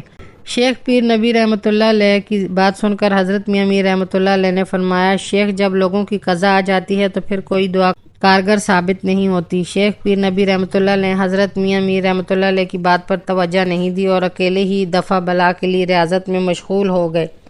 ابھی شیخ پیر نبی رحمۃ اللہ علیہ کو وظیفہ پڑھتے ہوئے تھوڑی دیر ہی گزری تھی کہ ان پر بے ہوشی طاری ہو گئی۔ روایت ہے کہ شیخ پیر نبی رحمۃ اللہ علیہ 3 دن اور 3 رات تک بے ہوش رہے، جس کے سبب ان کی تمام نمازیں قضا ہو گئیں، اور پھر جب چوتھے روز حضرت شیخ پیر نبی رحمۃ اللہ علیہ کو ہوش آیا تو دوبارہ حضرت میاں میر رحمۃ اللہ علیہ کی خدمت میں حاضر ہوئے۔ شیخ پیر نبی رحمۃ اللہ علیہ کے چہرے پر ندامت اور شرمساری کے آثار نظر آ رہے تھے۔ شیخ میری ساری کوششیں رائگاں گئیں اور فرض نمازوں سے بھی ہاتھ دھو بیٹھا۔ پیر نبی رحمۃ اللہ علیہ کے لہجے سے انتہائی شکستگی کا اظہار ہو رہا تھا۔ پیر نبی رحمۃ اللہ علیہ کا احوال سن کر حضرت میاں میر رحمۃ اللہ علیہ نے فرمایا، شیخ تم نے دلیری تو بہت کی مگر اس سے خلق خدا کو کوئی فائدہ نہیں پہنچا۔ حضرت میاں میر رحمۃ اللہ علیہ کی ذات گرامی سے بے شمار کرامات ظاہر ہوئیں، مگر آپ رحمۃ اللہ علیہ اظہار کرامت کو پسند نہیں فرماتے تھے۔ آپ رحمۃ اللہ علیہ کا قول مبارک ہے کہ جہاں تک ہو سکے اللہ کی بخشی ہوئی اس نعمت کو پوشیدہ رکھا جائے۔ مغل شہزادہ دارا اشکو اپنی مشہور تصنیف سکینۃ الاولیاء میں لکھتا ہے کہ حضرت میاں میر رحمۃ اللہ علیہ کا چہرہ مبارک دیکھ کر آنکھوں میں نور آ جاتا تھا۔ آپ رحمۃ اللہ علیہ کا رنگ گندمی تھا جس میں بہت زیادہ ملاحت موجود تھی۔ حضرت میاں میر رحمۃ اللہ علیہ کی پیشانی بلند تھی جس سے کرامت سعادت کے آثار نمایاں تھے۔ آپ رحمۃ اللہ علیہ کی ریش مبارک شرع کے مطابق مٹھی بھر تھی جو آخری عمر میں سفید ہو گئی تھی۔ حضرت میاں میر رحمۃ اللہ علیہ کا قد درمیانہ تھا اور آپ رحمۃ اللہ علیہ کثرت ریاضت کے سبب بہت کمزور ہو گئے تھے۔ جب حضرت شیخ رحمۃ اللہ علیہ 100 سال کے قریب ہوئے تو پیروں کے درد اور ضعیفی کے سبب بیٹھ کر نماز ادا کیا کرتے تھے۔ آخری دنوں میں حضرت میاں میر رحمۃ اللہ علیہ کی بینائی اتنی کمزور ہو گئی کہ آپ رحمۃ اللہ علیہ کوئی کتاب یا خط نہیں پڑھ سکتے تھے، مگر پھر بھی دل کی آنکھیں روشن تھیں۔ ایک دن شہزادہ دارا اشکوا کے استاد حضرت اخوان میرک رحمۃ اللہ علیہ حضرت میاں میر رحمۃ اللہ علیہ کی زیارت کرنے کے لیے خدمت عالیہ میں حاضر ہوئے۔ رخصت ہوتے وقت شہزادہ دارا اشکوا نے اپنے استاد کو روکا دیا کہ اسے حضرت شیخ رحمۃ اللہ علیہ کی خدمت میں پیش کر دیا جائے۔ حضرت اخوان صاحب رحمۃ اللہ علیہ فرماتے ہیں کہ جب میں حضرت میاں میر رحمۃ اللہ علیہ کی خدمت میں حاضر ہوا تو آپ رحمۃ اللہ علیہ نے مجھے اپنے نزدیک بٹھایا اور بڑی شفقت سے پیش آئے۔ شہزادہ دارا اشکوا کا دیا ہوا خط میری دستار میں موجود تھا، مگر میرے ذہن سے اتر گیا کہ حضرت شیخ رحمۃ اللہ علیہ گفتگو کے دوران معرفت کے اسرار و رموز کھولتے رہے۔ اچانک مجھے خیال آیا کہ میں نے آج تک حضرت شیخ رحمۃ اللہ علیہ کی کوئی کرامت نہیں دیکھی۔ ابھی میں یہ سوچ ہی رہا تھا کہ حضرت میاں میر رحمۃ اللہ علیہ نے دستے مبارک بڑھا کر میری دستار سے شہزادہ دارا اشکوا کا رکا نکال لیا اور اول سے آخر تک لفظ بلفظ میرے سامنے پڑھ کر سنا دیا۔ جب آپ رحمۃ اللہ علیہ پورا خط پڑھ چکے تو مجھے مخاطب کرتے ہوئے فرمایا، اس کام سے فقیر کا مطلب اظہار کرامت نہیں تھا، کرامت کا اظہار تو اس گروہ کے لیے نہایت آسان کام ہے۔ حضرت میاں میر رحمۃ اللہ علیہ سما سنا کرتے تھے اور تمام راگوں میں ہندی راگ کو بہت زیادہ پسند فرماتے تھے۔ اگر کوئی اقوال آ جاتا تو سما سنتے، ورنہ یہ ضروری نہ تھا کہ قوال ہر وقت آپ رحمۃ اللہ علیہ کی خانقاہ میں موجود رہیں۔ حضرت میاں میر رحمۃ اللہ علیہ پر جب سما کے دوران وجد کی کیفیت طاری ہو جاتی تو آپ رحمۃ اللہ علیہ کا چہرہ مبارک چمکنے لگتا۔ تمکنت کے سبب آپ رحمۃ اللہ علیہ رقص کی حالت سے دور رہتے، یہاں تک کہ کسی شخص نے آپ رحمۃ اللہ علیہ کو ہاتھ اٹھاتے ہوئے بھی نہیں دیکھا۔ حضرت میاں میر رحمۃ اللہ علیہ کا خلق اس درجے کا تھا کہ اگر کوئی شخص گھڑی بھر بھی آپ رحمۃ اللہ علیہ کی خدمت میں حاضر رہتا تو اس پر اس قدر عنایت و شفقت فرماتے کہ جیسے اس سے زیادہ آپ رحمۃ اللہ علیہ کا کوئی دوسرا عزیز نہیں۔ ابو جعفر حداد رحمۃ اللہ علیہ فرماتے ہیں کہ اگر عقل مرد کی شکل میں نظر آتی تو حضرت شیخ جنید بغدادی رحمۃ اللہ علیہ کی صورت میں ہوتی۔ حضرت میاں میر رحمۃ اللہ علیہ کے خلق کے بارے میں دارا اشکوا لکھتا ہے کہ اگر خلق کسی مرد کی شکل میں ہوتا تو حضرت میاں میر رحمۃ اللہ علیہ کی صورت میں نظر آتا۔ حضرت میاں میر رحمۃ اللہ علیہ جس شخص پر عنایت فرماتے اسے یار اور عزیز کے لقب سے مخاطب کرتے، اپنے کسی مرید کو کبھی مرید نہ کہتے بلکہ یوں فرماتے، یہ سب میرے یار ہیں۔ جب شہر لاہور میں حضرت میاں میر رحمۃ اللہ علیہ کے قیام کو 60 سال سے زیادہ کا عرصہ گزر گیا تو آپ رحمۃ اللہ علیہ کو اسحال کا عرضہ لاحق ہوا اور 5 روز تک جاری رہا۔ جب آپ رحمۃ اللہ علیہ کی بیماری کا عالم حاکم شہر وزیر خاں کو ہوا تو وہ خدمت عالیہ میں حاضر ہوا، مگر آپ رحمۃ اللہ علیہ نے اس سے ملنے سے انکار کر دیا۔ پھر جب مریدوں نے عرض کیا کہ وزیر خاں عیادت کے لیے حاضر ہوا ہے تو آپ رحمۃ اللہ علیہ نے فرمایا کہ وہ اندر آ جائے مگر زیادہ دیر نہ ٹھہرے۔ وزیر خان نے حجرہ مبارک میں حاضر ہو کر عرض کیا کہ وہ ایک طبیب حاذق کو اپنے ساتھ لے کر آیا ہے، اگر شیخ رحمۃ اللہ علیہ اجازت دیں تو حکیم علاج شروع کرے۔ حضرت میاں میر رحمۃ اللہ علیہ نے وزیر خان کو درخواست سن کر فرمایا بس اب تم جاؤ، مجھے حکیم مطلق ہی کافی ہے۔ آخری وقت میں میاں شیخ لاہوری رحمۃ اللہ علیہ حضرت میاں میر رحمۃ اللہ علیہ کی خدمت میں حاضر ہوئے۔ ان کا بیان ہے کہ میں نے حضرت شیخ کو نزع کی حالت میں دیکھا۔ آپ رحمۃ اللہ علیہ کا دہن مبارک آہستہ آہستہ جنبش کر رہا تھا۔ پھر جب میں قریب پہنچا تو حضرت میاں میر رحمۃ اللہ علیہ کے چہرے مبارک پر ہلکا سا اضطراب نظر آیا، پھر ہونٹوں کی جنبش ہوئی۔ میں نے 2 بار اللہ کا لفظ سنا اور پھر معرفت کا یہ سورج غروب ہو گیا۔ یہ 17 ربیع الاول 1045 ہجری کا دن تھا جب 1 صدی تک بادشاہانے وقت کی نفی کرنے والا شہنشاہ حقیقی کے دربار میں حاضر ہوا۔ وصال سے پہلے اپنے بعض مریدوں کو مخاطب کر کے فرمایا کرتے تھے کہ دیکھو میری موت کے بعد میری ہڈیوں کو فروخت نہ کرنا اور دوسرے لوگوں کی طرح دکان نہ سجا لینا۔ حضرت میاں میر رحمۃ اللہ علیہ کی وفات کے بعد دارا اشقوا نے روضہ مبارک کی تعمیر کے لیے مسالہ وغیرہ جمع کیا مگر وقت نے اسے تعمیر کا موقع نہ دیا۔ وہ اپنے چھوٹے بھائی اورنگزیب عالمگیر کے ہاتھوں مارا گیا۔ اس کے بعد عالمگیر خود قبر مبارک پر حاضر ہوا اور اس نے حضرت میاں میر رحمۃ اللہ علیہ کا مزار تعمیر کرایا۔ روضہ مبارک کی 4 دیواری میں اتنی زیادہ قبریں ہیں کہ وہ اچھا خاصا قبرستان بن گیا ہے۔ یہ قبریں زیادہ تر حضرت میاں میر رحمۃ اللہ علیہ کے عزیزوں، خادموں اور سجادہ نشینوں کی ہیں۔ انہی قبروں میں حضرت شیخ رحمۃ اللہ علیہ کی 2 بہنوں کی قبریں بھی ہیں۔ ایک قبر شاہ جہاں کی بیٹی دارا اشقوا کی بہن نادرہ بیگم کی ہے۔ یہ قبر 12 دری کے نام سے مشہور ہے اور حضرت میاں میر رحمۃ اللہ علیہ کی زندگی میں تعمیر ہوئی تھی۔ نادرہ بیگم 9 سال کی تھیں جب وہ حضرت میاں میر رحمۃ اللہ علیہ کی خدمت میں حاضر ہوئی۔ مغل شہزادی 2 سال تک ایک مرد درویش کی خدمت انجام دیتی رہی۔ پھر ایک دن حضرت میاں میر رحمۃ اللہ علیہ نے نادرہ بیگم کو اپنی خدمت گزاری سے روک دیا اور فرمایا شہزادی اب تم جوان ہو گئی ہو اس لیے اپنے گھر چلی جاؤ۔ نادرہ بیگم قصر شاہی واپس چلی گئیں مگر 12ویں سال میں قدم رکھنے سے پہلے 1045 ہجری میں اس کا انتقال ہو گیا۔ اہل نظر کہتے ہیں کہ اپنے گھر جانے سے حضرت میاں میر رحمۃ اللہ علیہ کی مراد سفر آخرت تھا۔ شہزادی نادرہ بیگم کی 2 سالہ خدمت کا صلہ یہ ہے کہ وہ شہنشاہ معرفت کے دربار کے گوشے میں محو خواب ہیں جہاں ہر وقت اللہ کی رحمتوں کا نزول رہتا ہے۔ تو ناظرین یہ تھی ہماری آج کی مکمل ویڈیو حضرت میاں میر لاہوری رحمۃ اللہ علیہ کے بارے میں۔ تو مجھے امید ہے کہ آپ کو میری یہ ویڈیو پسند آئی ہوگی۔